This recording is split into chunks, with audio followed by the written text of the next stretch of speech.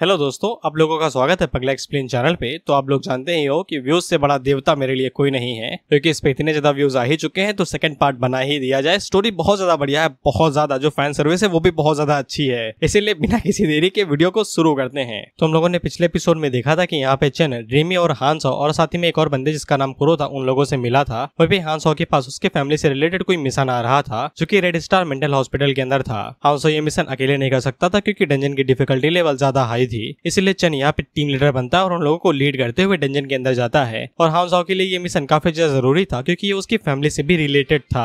और यहीं पे वीडियो खत्म हुआ था। इसलिए एपिसोड की शुरुआत में हम देखते हैं कि ये लोग डायरेक्ट डंजन के अंदर ही आ जाते हैं, जहाँ पे इनकी सबसे पहले मुलाकात एक क्रेजी नर्स मेड से होती है। But why see looks like horny. मैं इनसे बच के नहीं भागूंगा, उल्टा इनकी तरफ भागूंगा, जो होगा देखा जाएगा बाद में। कुरो आगे से कहता है कि अब समय आ चुका है कि अपनी स्ट्रेंथ का टेस्ट किया जाए। लेकिन हम लोग नर्स मेड को देखते हैं जो कुरो की तरफ भागते हुए कहती है, आई रे आई, प्यार बरसाने आई। और ये काफी तेज रफ्तार से भाग रहे थे, जैसे किसी कुत्ते ने रफ्ता लिया हो, एकदम फुल स्पीड से। हम लोगों को यहाँ पे कुरो का टैलेंट बताया जाता है जो कि एसएस टैलेंट था, जिसका नाम था फियर इनकारनेटर, यानी कि ये डर पैदा करता है, जिसकी झलक हम लोग नर्स मेड के ऊपर भी देखते हैं। वो इतना ज्यादा डर जाती है कि इसकी दिल की धड़कनें बहुत ज्यादा तेज होने लगती हैं। काश किसी लड़की की धड़कनें मुझे भी देख कितनी जोरों से धड़कती। ये ज्यादा गंदा जोक था। लेकिन हम लोग कुरो को देखते हैं जो कि यहाँ पे इसी बात का फायदा उठाता है और वो अपनी एक स्किल का यूज करके, जिसका नाम फियर मोड ब्लास्ट था, यहाँ पे नर्स की हार्ट बीट को इतना ज्यादा बढ़ा देता है कि उसका दिल ब्लास्ट कर जाता है और वो बेचारी ऐसे ही मारी जाती है। बेसिकली हार्ट अटैक था। ये लोग यहाँ पे कुरो की एबिलिटी से काफी ज्यादा खुश हो जाते हैं और उससे कहते हैं कि तुम तो एकदम विलन की तरह लग रहे थे, काफी पावरफुल टैलेंट है तुम्हारा, बस एक ही डिसएडवांटेज है, अगर कैरेक्टर डरा नहीं तो क्या उखाड़ लोगे तुम उसका, डर के भरोसे ही तो हो तुम। खैर कुरो को यहाँ पे एक एबिलिटी मिलती है जो कि सामने एक ब्लास्ट करके थी। ये इतनी ज्यादा साउंड को यहाँ पे प्रोड्यूस करेगी जो आसपास के मॉन्स्टर होंगे वो तुम्हारी तरफ अट्रैक्ट हो जाएंगे। हालांकि कुरो के लिए ये एबिलिटी ज्यादा काम की नहीं थी, लेकिन चेन आगे से कहता है ये एबिलिटी यहाँ पे मेंटल टाइप की है, इसलिए ड्रीमी के लिए ज्यादा बेहतर रह सकती है। इसलिए कुरो यहाँ पे एबिलिटी ड्रीमी को देता है और ड्रीमी बहुत जल्दी सीख भी लेती है।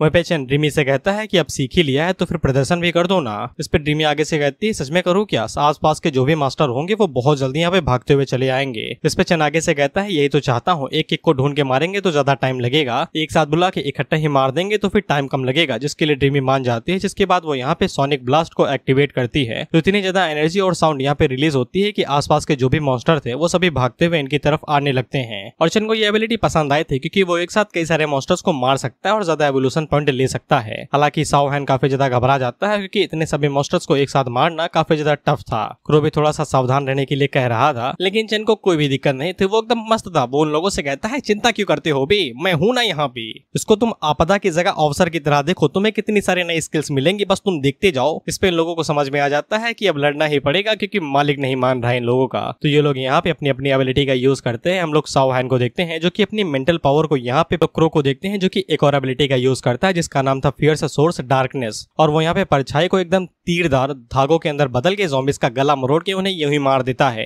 जे एडवांस स्टूडेंट की फर्स्ट चॉइस है, अगर उनका एग्जाम क्लियर नहीं हुआ धागे की जरूरत नहीं है, ऐसा ही लटक जाओ। वहीं पे हम लोग ड्रीमी को देखते हैं और जैसा कि मैंने बताया था कि ये अपने ड्रीम की मदद से चीजों को रियलिटी के अंदर बदल सकती है, तो ये अपनी सपनों की दुनिया से बजूका ले आई थी और वहीं पे ब्लास्ट करे जा रही थी गड़ागाम। ये इन लोगों से कहती है कि चिंता न करो, इधर का मैं देखी हुई हूँ, कोई भी मॉन्स्टर बचेगा ही नहीं। जिसपे साओ हैन आगे से कहता है, इसने रॉकेट लॉन्चर निकाल लिया है, अगर ये ऐसे ही एबिलिटी करती रही तो फिर क्या ये फ्यूचर में यहाँ पे एक मेगा रोबोट भी बना सकती है क्या? जिसपे क्रो आगे से कहता है, कोई उम्मीद नहीं है भाई, कुछ भी हो सकता है इस मानवा के अंदर, जितना अवतार हरामी है कुछ भी कर देगा वो। इसके बाद क्रो यहाँ पे चेन की तरफ देखते हुए कहता है कि टीम लीडर ने अभी तक कुछ किया क्यों नहीं, सारा काम हम ही करेंगे क्या? लेकिन हम लोग चेन को देखते हैं जो कि हाथों में क्लॉज को बाहर निकालता है। चेन यहाँ पे कोई नई स्किल यूज कर रहा था जिसके लिए उसे यहाँ पे थोड़ा सा पावर अप करना पड़ता है, यानी कि एनर्जी इकट्ठा करनी पड़ती है। और जब वो एनर्जी को यहाँ पे इकट्ठा कर लेता है तब वो अपने दोनों क्लॉज को जमीन के अंदर गाड़ देता है। तो हम लोग देखते हैं कि वो यहाँ पे अर्थ स्पाइक नाम की एक स्किल का यूज करता है, तो फिर अंदर से जमीन के अंदर से कई सारे स्पाइक्स बाहर निकलते हैं जो कि ज़ॉम्बीज़ के अंदर घुस के उन सभी को एक झटके के अंदर ही मार देते हैं जो सामने की तरफ थे।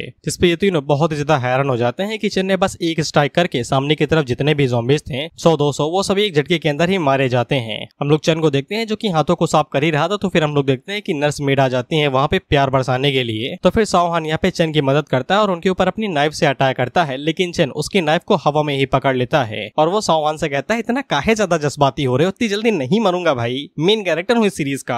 और वो उन्हें बताता है कि ये दोनों मिनी बॉसेस को मैंने ऐसे ही छोड़ दिया था, कुछ एक्सपेरिमेंट करने हैं। तो हम लोग देखते हैं कि चेन अपने शैडोज को यहाँ पे धागों के अंदर बदलता है और BDSM स्टाइल में इन्हें बांध देता है। वहीं पे साओ हैन को सदमा लग गया था कि चेन ने खाली हाथों से उसकी स्पिरिट नाइफ्स को पकड़ लिया जो कि नामुमकिन सा है। यहाँ पे चेन के पास दोबारा एक नोटिफिकेशन आता है जो कि उसे वही बात बताता है जो पहले भी बताए थे कि अपन में टारगेट कि वो अपने टारगेट्स के यहाँ पे मेमोरीज और उनकी एबिलिटी को ले सकता है, बस बहुत ज्यादा कम चांस से एबिलिटी मिल गया था। और इन नर्सेस को सेक्रीफाइस करने वाला इनके ही इस हॉस्पिटल का एक डॉक्टर था, ये बड़वा। ये एक नर्स से कहता है क्या हुआ भाई, मन से इतनी ज्यादा कमजोर कैसे हो सकती हो, मैं तुमको अपने मास्टर को कैसे ऑफर करूंगा, तुम्हारा इस्तेमाल अगले महीने के सिर्फ सेक्रीफाइस के लिए ही होगा और कुछ भी नहीं। वहीं पे हम लोग हॉस्पिटल की बाकी नर्सेस को देखते हैं और ये एकदम चिल थी। ये आगे से कहती हैं नर्स कैंग के साथ जो हुआ सो हुआ, ज्यादा चिंता ना करो। ये काली वाली भी आगे से कहती है कि हाँ मैं भी उन्हें पसंद करती थी और अब तक यहाँ पे 16 नर्सेस की बलि चढ़ चुकी है। और काली वाली नर्स आगे से कहती है कि वो एक अच्छी इंसान थी लेकिन वो अचानक से पागल कैसे हो गई। चन आगे से कहता है 16 नर्सेस सेक्रीफाइस हुई और एक डिमोनिक फॉर्मेशन भी बनी हुई थी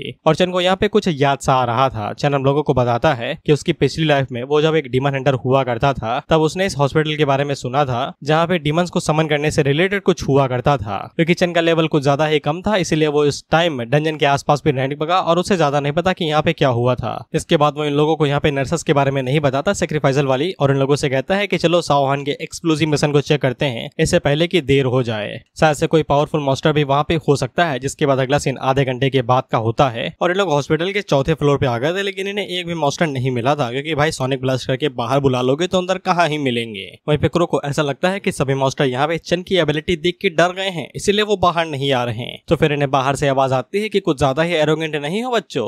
इस पे ये सभी लोग फाइट करने के लिए रेडी हो जाते हैं और अपनी अपनी एबिलिटी से इस्तेमाल करने लगते हैं। तो फिर अंधेरे से वही बड़वा डॉक्टर बाहर निकलता है जो कि यहाँ पे नर्सेस के ऊपर रिचुअल कर रहा था और उन्हें सेक्रीफाइस कर रहा था। इसका नाम वाम नहीं बताया गया, बस इतना बताया जाता है कि ये रेड स्टार मेंटल हॉस्पिटल का डायरेक्टर है। ये इन लोगों से कहता है कि मैं यहाँ पर डायरेक्टर होने के साथ साथ सोलोमन का मैसेंजर भी हूँ, द गॉड ऑफ डिमंस इंसोमेनियाक। इस पे ये सभी हैरान होकर आगे से चन से पूछते हैं डिमन भाई ये कब से आ गए, इतनी देर तक हम सिर्फ ज़ॉम्बी से ही परेशान थे, अब यहाँ पे डिमंस भी आ गए क्या, सक्यूबस होगी उससे कुछ बात करनी है हमें। ये डॉक्टर इन लोगों से कहता है कि शांत रहने का कोई फायदा नहीं है, तुम यहाँ पे मेरे मास्टर के खातिर सेक्रीफाइस ही होगे, लेकिन ये औरत मेरे मास्टर को सर्व करेगी और उनकी ऑफस्प्रिंग यानी कि बच्चों को जन्म देगी।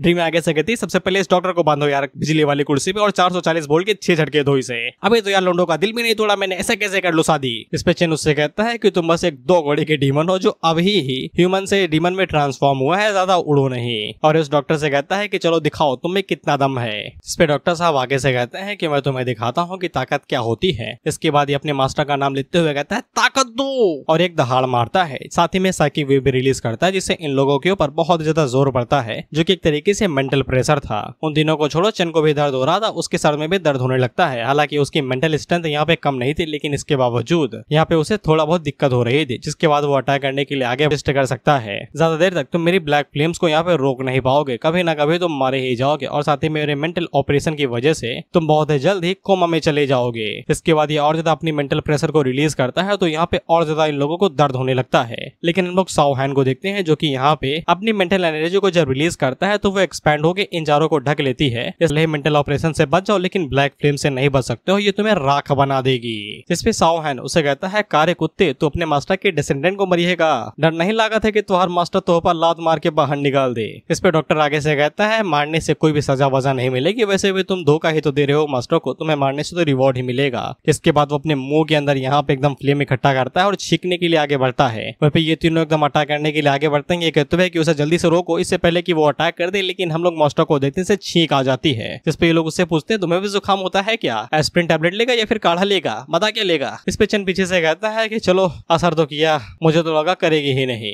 डीमन दादा हम तुमसे यही बात कहना चाहे तो हर डीमन बॉडी बहुत ही लाजवाब बा, सारा मेरे वायरस को तुम पे ये काम करने के लिए बहुत ज्यादा टाइम लग गया। इस पे डीमन उसे छींकते हुए कहता है और खांसते हुए भी कि तुमने ये क्या किया मेरे साथ। इस पे चन उसे बताता है कि ये इसके लिए यहाँ पे एनिमीज को लगातार छींकने के लिए मजबूर करती है, लेकिन मैंने हाल ही में उसे थोड़ा बहुत अपग्रेड कर दिया। अब ये स्किल कहलाती है इन्फ्लुएंजा लंग इन्फेक्शन यानी कि फेफड़ों में खुरामाती बैक्टीरिया। अब यहाँ पे इस स्किल के बारे में बताया जाता है। ये अनलिस करने के बाद ये टारगेट की बॉडी के अंदर घुसेगी। 1 से 10 मिनट फिजिक के ऊपर डिपेंड करता है, कितने ज्यादा स्ट्रॉन्ग उतना ज्यादा टाइम। फर्स्ट स्टेज के अंदर बॉडी के जितने भी एट्रीब्यूट्स होंगे वो धीरे धीरे गिरने लगेंगे। 4-5 तरह के डिजीजेस के रूप में यानी कि बीमारी के रूप में डिफॉर्म मिलेंगे, जैसे कि खांसी, बुखार, सर दर्द। और जब यहाँ पे स्पेल थोड़ा सा चार्ज हो जाएगा तो वो यहाँ पे छींकों में बदल जाएगा, जिससे अटैक करने में तकलीफ होगी और धीरे धीरे करके पूरी तरीके से एबिलिटीज फेलियर में बदल जाएंगी। और जब यहाँ पे फिजिक 50% से कम चली जाएगी तो फिर सेकंड स्टेज शुरू हो जाएगी। डीमन चिन से कहता है का कि अरे तू हमारे साथ। सेकंड फेज जैसे शुरू होगा तो फिर जितने भी एबिलिटीज होंगी वो 90% से खराब ही हो जाएंगी और जो 4-5 तरह के डिबफ्स थे वो और ज्यादा बढ़ जाएंगे। डीमन दादा आगे से कहते हैं है कि मैं पहले ही हायर बीइंग हूँ, साला मुझे जुकाम कैसे हो सकता है,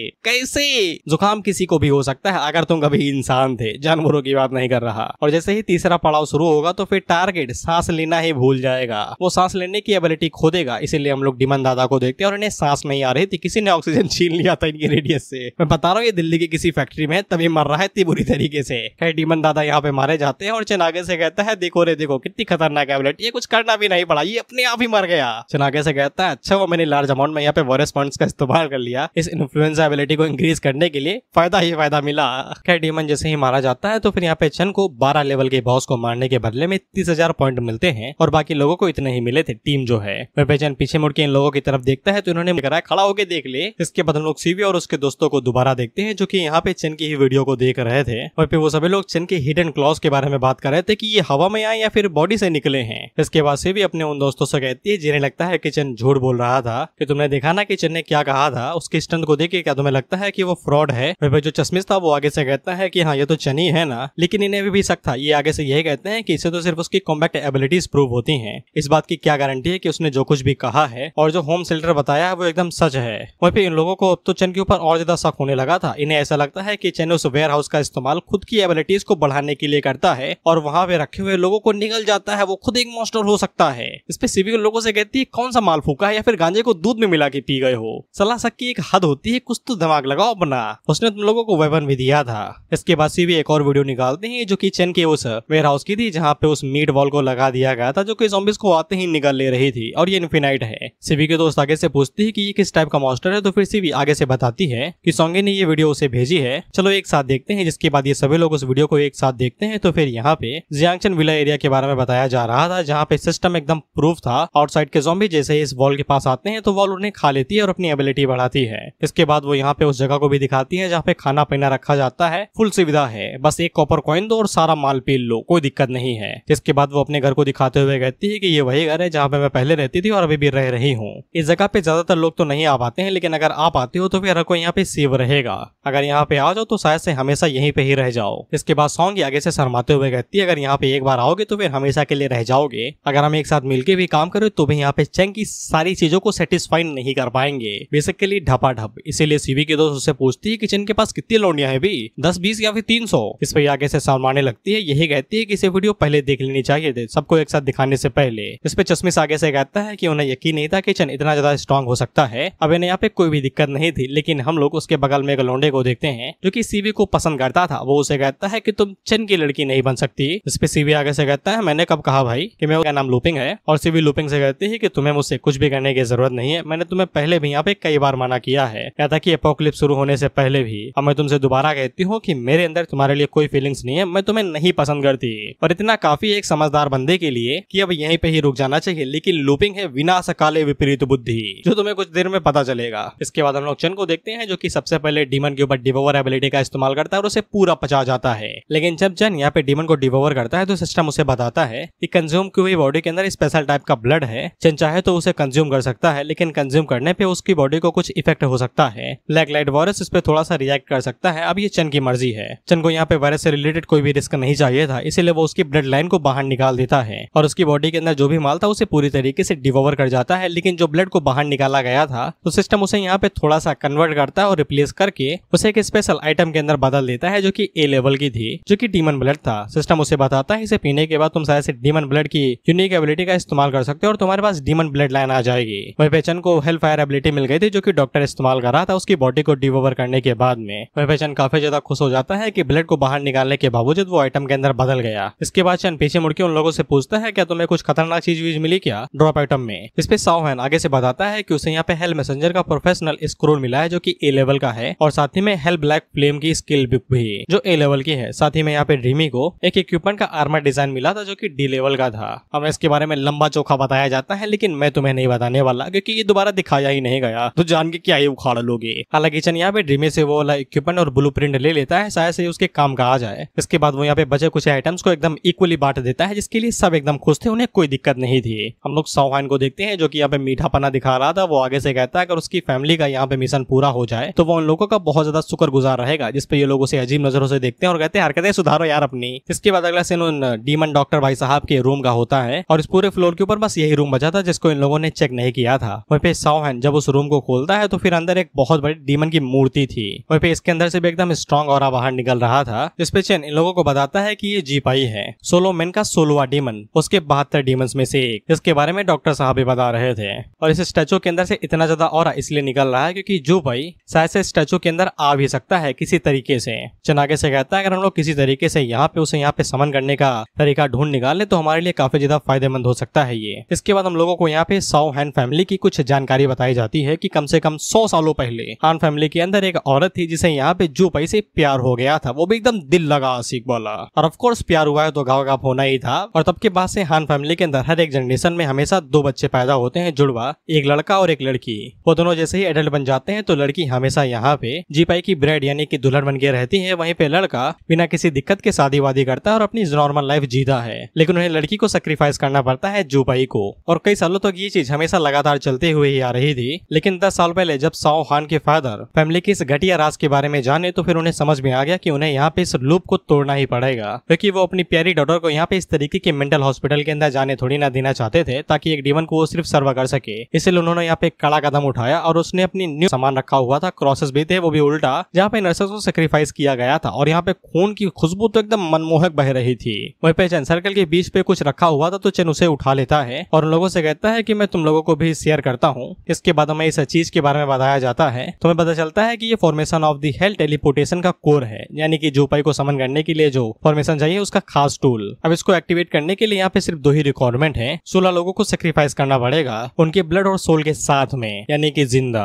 वेपन सिस्टम इन लोगों को बता देता है कि एक यूनिक आइटम है, अगर वो लोग यहाँ पे डीमन को शुरू करते हैं तो नए रूल्स आ जाएंगे, यहाँ की डिफिकल्टी बढ़ जाएगी जो कि नॉर्मल से हेल लेवल पे चली जाएगी और इन लोगों का लेवल यहाँ पे कम से कम 12 होना चाहिए। वहीं पे ड्रीमी काफी ज्यादा एक्साइटेड हो जाती है और आगे से कहती है अगर हम लोग उस डीमन को सबके समन करके यहाँ पे उसे मार दे तो फिर हम लोग बहुत ज्यादा फायदे में होंगे। चन आगे से कहता है हाँ, उसे समन कर दे तो फिर हम लोग एक झटके में मारे जा सकते हैं, क्योंकि ना ही तुम में से कोई लेवल 10 पे पहुंचा है और ना ही तुम्हारे पास कोई इक्विपमेंट और प्रोफेशन है। तुम्हें क्या लगता है कि तुम एक लेवल 12 के डीमन को मार भी पाओगे? इस पे साओ हैन चेन से कहता है हमें लगा कि तुम हो यहाँ पे तो कुछ कर ही लोगे। चेन आगे से कहता है मैं हूँ, थोड़ी ना कुछ उखाड़ पाऊंगा। वैसे भी यहाँ पे एक डीमन जिसके पास सिर्फ डीमन ब्लड लाइन है और एक डीमन गॉड जो खुद एक डीमन गॉड है, दोनों के बीच में पावर गैप बहुत ही ज्यादा होता है, तुम्हें ये समझ जाना चाहिए। हम लोग यहाँ पे दोबारा आएंगे इस डंजन को कंप्लीट करने के लिए जब हम लोगों के पास यहाँ पे एक्सपीरियंस, प्रोफेशन और लेवल अप भी हो चुका होगा। वह पिक्रो ड्रीमी से कहता है जब तुम लोग आना तो फिर मुझे ऐड कर लेना यार, छोड़ मत देना यार, समझो ना।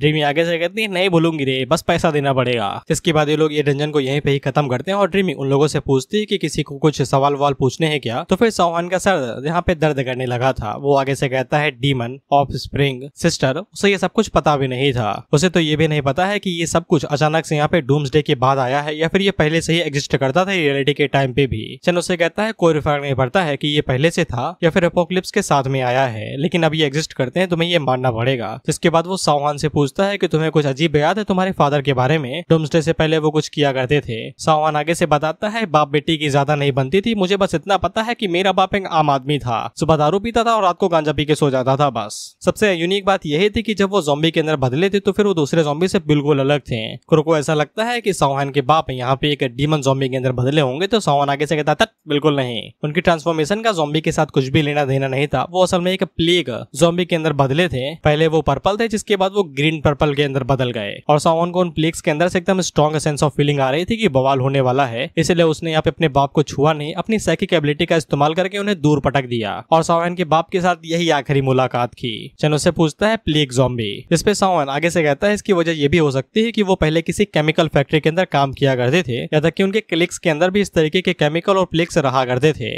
वही पेचन को ये प्लेग और केमिकल फैक्ट्री और ये प्लेग ज़ॉम्बीज उसके SSS level plague cult mission से रिलेटेड लग रहे थे, इसीलिए वो साओहान से कहता है कि मुझे इस केमिकल फैक्ट्री के अंदर मजा आ रहा है, अगर मैं कभी सांघाई आता हूँ तो फिर मुझे बुला लेना, हम लोग एक साथ उस फैक्ट्री को चेक करने के लिए चलेंगे, जिसके लिए साओहान मांग जाता है। वहीं पे कुरो चन से अपनी एबिलिटी के बारे में कुछ पूछना चाहता तो चन आगे से कहता है कुछ भी पूछो यार, जब याद आए तब पूछ लेना। वहीं पे चन को एक लीड मिल चुकी थी अपनी प्लेग मिशन को लेके, जिसके बाद अगला सीन चन की आंखें उसी रूम के अंदर खुलती हैं जहाँ पे वो सोया था, लेकिन उसे खांसने की आवाज आ रही थी, जिसके बाद वो साइड में देखता है तो सभी लोग खांसते खांसते पड़े हुए थे वहीं पे बेहोश एकदम। चन लोगों से पूछता है तुम्हें क्या हुआ भाई, क्यों खांस रहे हो इस तरीके से। इसके बाद वो उन्हें कमरे से बाहर लेके आता है और उन लोगों से पूछता है मैंने कहा था ना कमरे के अंदर ना घुसना, मैंने सोने से पहले कई सारे वायरसेस को रिलीज किया था ताकि कोई भी फालतू का बवाल ना कर सके। वह भी ये लोग चैन से कहते हैं साले हरामी तेरी जान बचाने के लिए आए थे, उल्टा हमें नुकसान झेलना पड़ा, जो एबिलिटीज थी उनके ऊपर डीबफ से लग चुकी है और साथ ही में बीमारी हो गई और सारे एट्रीब्यूट्स नेगेटिव में जा चुके हैं। चन आगे से कहता है मैंने कहा था ना कि अंदर ना घुसना, मैंने तुम्हारी बॉडी के अंदर से वायरसेस वापस ले लिए हैं और तुम्हारे एट्रीब्यूट्स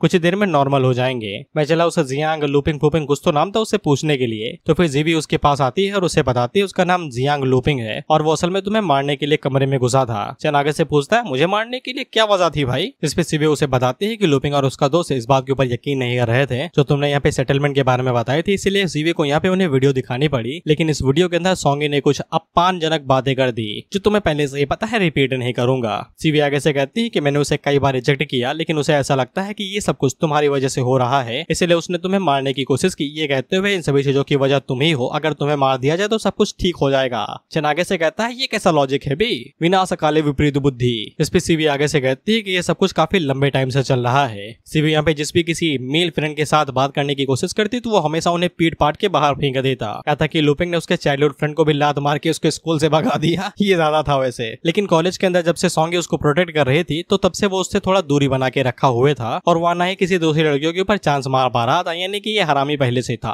अब वजह तो चाहिए ना ऑथर को ताकि हम इसे पूरी तरीके से हिट कर पाए। सीवी आगे से ये भी कहती है सोंगी की वजह से ही वो अब तक बची हुई थी, नहीं तो लूपिंग उसे कब का लूट चुका होता। कहता कि सीवी को यहाँ पे उसके साथ रहने में भी बहुत ज्यादा तकलीफ हो रही थी, वो यहाँ पे फंस से गई थी, उसका टैलेंट इतना ज्यादा स्ट्रॉन्ग नहीं तो अब तक वो उसके साथ कुछ भी कर चुका होता। इसके बाद ये चन से कहती है लेकिन जब से तुम यहाँ पे आए मुझे पता चला तुम कितने ज्यादा स्ट्रॉन्ग हो और सोंगी भी अभी तक जिंदा है, यानी कि मैं भी बच सकती हूँ। इसके बाद लोग उस कमरे के पास पहुंच जाते हैं जहाँ पे लूपिंग अभी तक कैद है और सीवी चन से पूछती है कि वो अभी तक मर तो नहीं गया होगा ना तुम्हारे वायरसेस से? तो चन आगे से कहता है वो लीथल थोड़ी ना थे, बॉडी को कमजोर कर सकते हैं बस। और चन सीवी से कहता है कि मेरे पास एक नहीं, सीवी उसे कहती है कि मेरे पास एक आइडिया है। चन उससे पूछता है क्या? सीवी आगे से कहते हैं कि मैं उसे बहुत ज्यादा नफरत करती हूँ, इसलिए मैं उसे खुली आंखों के साथ मरते हुए देखना चाहता हूँ। इसलिए ये लोग कमरे का दरवाजा खोलते हैं जहाँ पे हम लोग लूपिंग को देखते हैं और ये भी जिंदा था, तो ये लोग उसके सामने ही चुम्मा चाटी शुरू कर देती हैं। चन मन के अंदर सोचता है कि एक चुम्मा काफी होगा, इतना ही काफी है। इसमें सीवी आगे से कहते हैं बाय द वे ये मेरी फर्स्ट केस है, मैं नहीं मानता।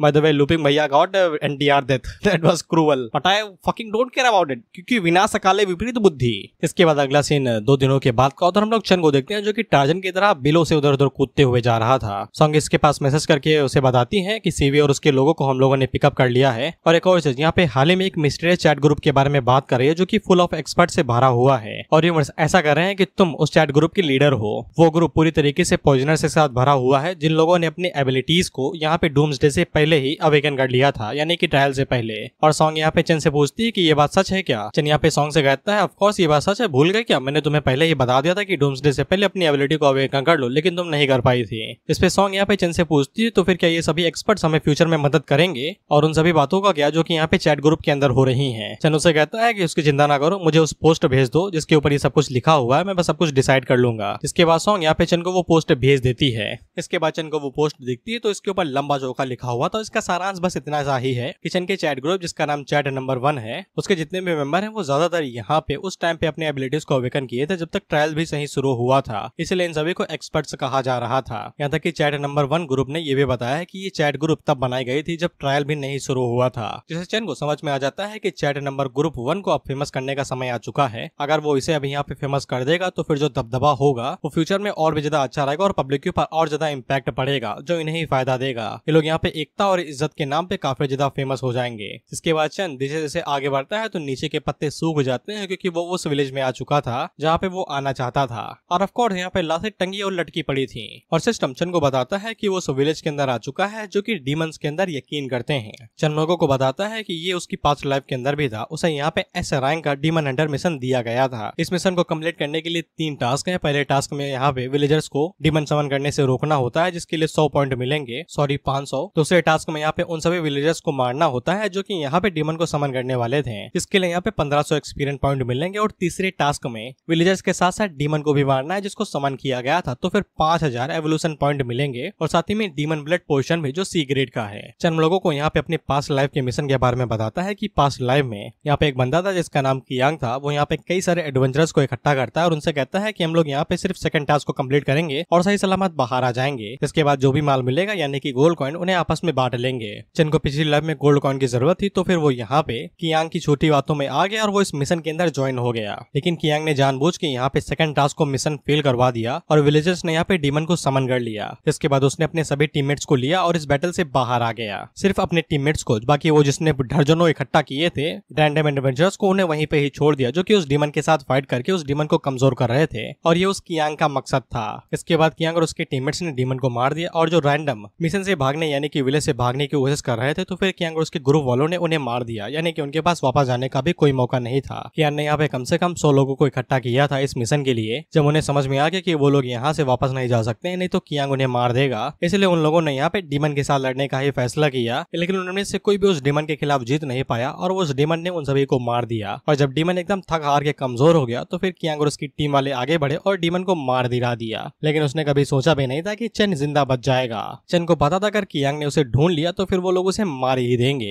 इसीलिए वो चुपचाप कोना पकड़ के एकदम भागने की कोशिश कर रहा था। और क्योंकि उसने मैकेनिज्म के हिसाब से यहाँ पे 2 टास्क पूरे कर लिए थे, तो वो विलेज छोड़ के भी जा सकता था। लेकिन जब चेन वहां से निकलने वाला था, तो फिर उसे एक चीज मिली। जब उन लोगों ने डीमन को मार दिया, तो फिर यहाँ पे रोल शुरू हो गया था। अब ये रोल एक तरीके से एक मिशन आइटम था, जो कि यहाँ पे चेन को एक नई जॉब दे देता है। जो demon Hunter job transfer mission थी S लेवल का, और उसे 100 पॉइंट में मिलते हैं। यानी कि इस डंजन के अंदर हिडन मिशन भी था, जो कि यहाँ पे चेन को मिल गया था बस भागने के चक्कर में। और जब कियांग को इस बारे में पता चला, तो फिर उसने यहाँ पे चेन को बहुत ज्यादा ढूंढने की कोशिश की, लेकिन तब तक बंदा भाग चुका था एकदम फुल स्पीड से 9-2-11 वाली। हाँ बस चेन को कियांग का एक्सप्रेशन देखना था कि वो कैसा मुंह बना रहा था। लेकिन जब चेन उस विलेज पहुंचता है, तो फिर उसे पता चलता है कि पहले यहाँ पे विलेजर्स मारे जा चुके हैं। ये देख के चेन काफी ज्यादा हैरान होता है, क्योंकि ये जो मिशन था ये 1-2 महीने बाद होना था। इससे चेन को यही लगता है कि पहले शायद से कोई यहाँ पे मिशन को कंप्लीट करने के लिए आया होगा। उन लोगों ने पहले से सीक्रेट रियलम को एक्सप्लोर कर लिया है। इसके बाद चेन उस जगह पे पहुंचता है जहाँ पे डीमंस को समन किया जा रहा था, तो फिर उन्हें मारने वाला कियांग ही था, जो कि विलेजर्स को इतने समय मार रहा था।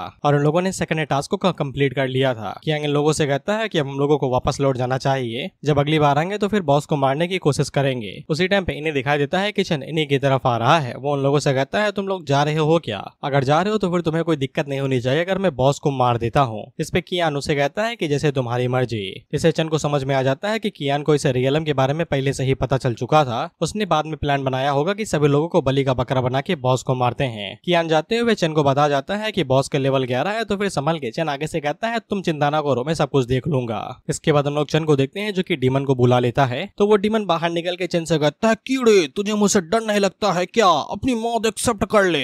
चेन आगे से कहता है जा रे, मुझे तुझसे डर नहीं लगता, बस तू एक लो लेवल का डीमन है और कुछ भी नहीं। इस पे डीमन अटैक करने के लिए आगे बढ़ता तो चेन उससे पहले उसके ऊपर क्लॉ से अटैक करता है और उसके टुकड़े टुकड़े कर देता है। ये कहते हुए कि मैं पहले डीमन हंटर हुआ करता था, तुम्हारे जैसे लाखों मारे हैं, तुम्हारी हर एक कमजोरी के बारे में मुझे पता है। यहाँ तक कि मुझे ये पता है कि जब तुम हकते भी हो तुम्हारी कौन सी मसल काम करती है, मुझे सब पता है तुम्हारे बारे में। और चेन इसी तरीके से एक 11 लेवल के बॉस को झटके में मार देता है और उसे 13,000 एक्सपीरियंस पॉइंट मिलते हैं अकेले मारने के लिए भाई। और साथ ही में उसे डीमन ब्लड पोशन में मिल जाता है C ग्रेड का। इधर हम लोग कियान के लोगों को देखते हैं और उन लोगों को भी यहाँ पे एक्सपीरियंस पॉइंट मिला था, क्योंकि इन लोगों ने इस डंजन के अंदर हिस्सा लिया था। बाकी 2 टास्क इन्हीं ने कंप्लीट किए थे, बाकी तीसरे वाले को चेन ने पूरा किया था। तो फिर उनको यहाँ पे एक्सपीरियंस पॉइंट और साथ ही में ब्लड लाइन आइटम भी मिला था। साथ ही में ये लोग वीडियो को देखते हैं तो फिर इन्हें पता चलता है कि चेन ने बॉडी को भी एब्जॉर्ब कर लिया। तो कियान आगे से कहता है कि चलो उसे चेक करते हैं। वहीं पे चेन ने जब इस डीमन को भी डिवोर किया था, तो फिर इसने भी इसकी ब्लड को बाहर निकाल दिया था, जिसको ब्लड लाइन के अंदर बदल के A ग्रेड का बना दिया जाता है। वहीं पे चेन इन लोगों को देखता है जो वापस आ गए थे, तो इनसे पूछता है क्या चाहिए भाई, क्या बचा हुआ माल चाहिए क्या जो मैंने लूटा है? इस पे ये लोग चेन से कहते हैं मजाक ना करो यार, तुमने अकेले बॉस को मारा है, हम लोग हिस्सा कैसे मांग सकते हैं? चेन अपने मन के अंदर सोचता है अभी तो एकदम बहुत ज्यादा सीधे लग रहे हो, लेकिन बेटा हमें तुहार कलर पता है कि तू कैसा हरामी लौंडा बा। तो फिर चेन अपने पास यहाँ पे सारे आइटम्स को बाहर निकालता है, जैसे कि ब्लड लाइन पोजीशन और साथ ही में S लेवल वाला मिशन स्क्रोल भी। और वो इन लोगों को दिखाते हुए कहता है क्या तुम्हें ये सब कुछ नहीं चाहिए? तो फिर हम लोग कियान को देखते हैं जिन लोगों को यहाँ पे 3rd टास्क पूरा करने के लिए रिवॉर्ड मिला था, यानी कि ब्लड लाइन पोजीशन। तो ये लोग उन्हें बाहर निकालते हैं और चेन को वापस करते हुए कहते हैं कि मैं इतना भी हरामी बंदा नहीं हूँ, तुमने ये मिशन अकेले कंप्लीट किया है, इसलिए ये सब कुछ तुम्हारा होना चाहिए। तो फिर चेन उन्हें बिना कुछ कहे रख भी लेता है, फ्री का माल जो है बे।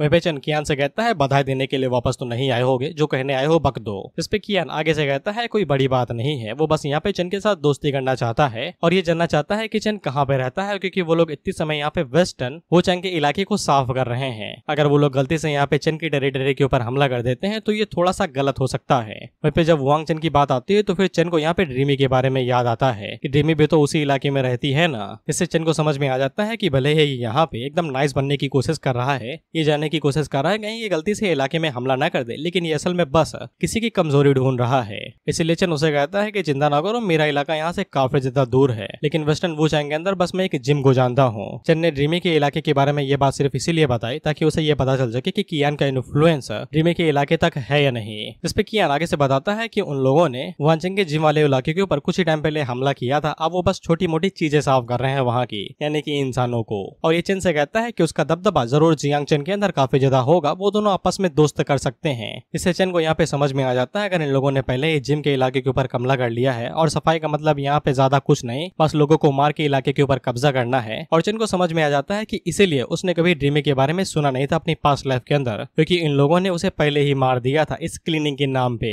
तुम लोग यही सोच रहे हो कि ड्रीमी मरी कैसे, तो तुम्हें दोबारा बता दो कि ड्रीमी भले ही सपनों में बलवान है, लेकिन असल जिंदगी में चूहे के समान है, कोई भी पेल के जा सकता है उसे। रियल लाइफ के अंदर वो काफी ज्यादा कमजोर है। उसी टाइम पे ड्रीमी यहाँ पे चेन के पास मैसेज भेजती है और उसे बताती है कि कई सारे इवॉल्वर्स उसके इलाके में आ गए हैं, और वो बिल्डिंग के हरे घर के अंदर घुस के वहाँ पे सफाई वफाई कर रहे हैं कि कोई छुपा हुआ तो नहीं है, और वो बहुत जल्द ही ड्रीमी की बिल्डिंग के अंदर भी आ जाएंगे। चेन उसे बता देता है कि वो लोग वहाँ पे ज़ॉम्बी और इवॉल्वर्स दोनों को ही मार रहे हैं, तो फिर उन्हें अपने घर के अंदर आने ना देना, मैं कुछ ही देर में आ जाऊंगा। इसके बाद चेन को समझ में आ जाता है कि कियान यही काम करता है, साफ सफाई के नाम पे गरीबी नहीं गरीबों को हटाता है, इसलिए वो अपने टेंटिकल्स को बाहर निकालता है। तो कियान को समझ में आ जाता है कि हमला होने वाला है, तो वो भागने की कोशिश करता है, लेकिन कोई फायदा नहीं था। चेन उसे पकड़ लेता है। इसके बाद चेन इसकी भी मेमोरी रीड करता है, और इसकी मेमोरी से इसे पता चल जाता है कि इसने कहाँ कहाँ हमला किया और कितने कितने लोगों को मारा है। और चेन को यह भी पता चल जाता है कि इसके जितने भी लोग हैं वो सब एकदम नियर एकदम जिम के पास पहुंच चुके हैं। वहीं पे चेन कुछ लोगों को यहाँ से भागने देता है ताकि उसे पता चल सके कि वो लोग कहाँ पे गए हुए हैं, सिर्फ ये पता लगाने के लिए कि ये लोग उसे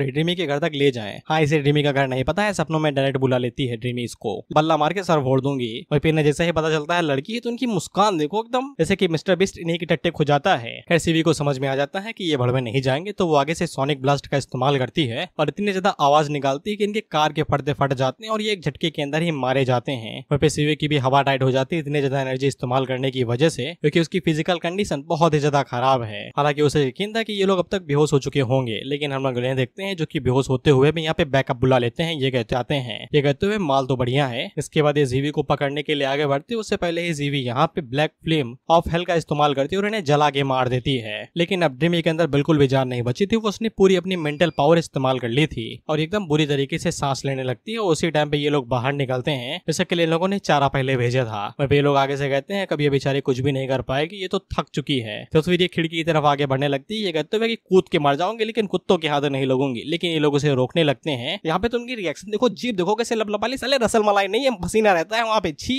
और ऑफ कोर्स हीरो यहाँ पे आता है और खिड़की तोड़ के सटाक से इन दोनों के ऊपर लात मारता है और उनकी बत्तीसी तोड़ के इन्हें दूर फेंक देता है। ड्रीमी चेन से कहती है मास्टर माफ कर दो, मैं सीखने में ज्यादा बेहतर नहीं हूँ। तो चेन आगे से कहता है मैंने कब कहा कि तुम आइंस्टाइन की बिटिया हो, चुपचाप सो जाओ, सब कुछ मेरे ऊपर छोड़ दो। और वो उन लोगों से कहता है कि जो कोई भी मेरे स्टूडेंट को बुली करेंगे वो जिंदा यहाँ से बाहर नहीं जाएंगे। एकदम मीन कैरेक्टर वाली वॉइस। इस पे ये लोग भाई तलवार वलवार बाहर निकाल लेते हैं और ये लोग चेन को एकदम कद्दू प्याज समझ रहे थे, ये तो है काट ही देंगे साले को। तो फिर ये लोग अटैक करने के लिए आगे बढ़ते कि उससे पहले चेन इन लोगों के ऊपर अटैक करता है और इन्हें चीर फाड़ देता है। इसके बाद यहाँ पे कोई भी नहीं बचा था। तो चेन पीछे मुड़ के ड्रीमी की तरफ देखता है तो ड्रीमी के हालात खराब थे, वो थक चुकी थी बहुत ही ज्यादा, उसे सांस लेने में तक दिक्कत हो रही थी। चेन को समझ में आ जाता है कि मेंटल पावर पूरी तरीके से इस्तेमाल करने की वजह से अब उसे सांस लेने में दिक्कत हो रही है, सर दर्द हो रहा है और उसे भ्रम भी हो रहे हैं। और जब चेन का सारा फोकस यहाँ पे ड्रीमी के ऊपर था तो पीछे से एक बंदा कुल्हाड़ी लेके बाहर निकलता है, लेकिन चेन अर्थ स्पाइक का इस्तेमाल करता है और उसके सीने को चीर देता है, जैसे हम लोग पकड़ियों को चीर देते हैं शादी बारात में। जिसके बाद चेन अपनी फर्स्ट स्टेशन यहाँ पे मुर्दों के ऊपर निकालता है और अर्थ स्पाइक का इस्तेमाल करते हुए जो मरे नहीं थे उन्हें भी मार देता है और जो मर चुके थे दोबारा उन्हें मार देता है। ये कहते हुए कि जब तक मैं यहाँ हूँ तुम्हें कोई भी नहीं हाथ लगा सकता। इसके बाद अगला सीन 1 घंटे के बाद का होता है और ये इसी के साथ चपका हुआ है, साले दूर हट जा, चैन से सो लेने देने उसे। हम लोग साइड में लाशें देखते हैं। अब उसी टाइम पे यहाँ पे एक और बंदा आता है तो चेन सतर्क हो जाता है, लेकिन ये नॉर्मल सा था। ये चेन से कहता है कि ये मैं हूँ भाई। चेन उससे कहता है अगर तुम यहाँ पे आए हुए तो इसका मतलब यही है कि कियांग की जो भी फोर्स थी वो पूरी तरीके से खत्म हो चुकी है। तो फिर ये बंदा चेन के पास आके बैठ जाता है और इसी ने शायद से चेन को आगाह किया था कि डीमन आने वाला है, वो ज्यादा हाई लेवल का है, चले जाना चाहिए तुम्हें। तो चेन ने इसे जिंदा छोड़ दिया था उस जगह पे और इसी ने यहाँ पे कियांग के जितने भी लोग थे उन सभी को यहाँ पे लेके आया था, यानी कि ड्रीमी के घर पे, ताकि चेन कियांग के जितने भी लोग हैं उन सभी को एक साथ ही मार दे। अब यहाँ पे कियांग का कोई भी सबऑर्डिनेट नहीं बचा है तो चेन उससे कहता है कि तुम बचे हुए हो ना।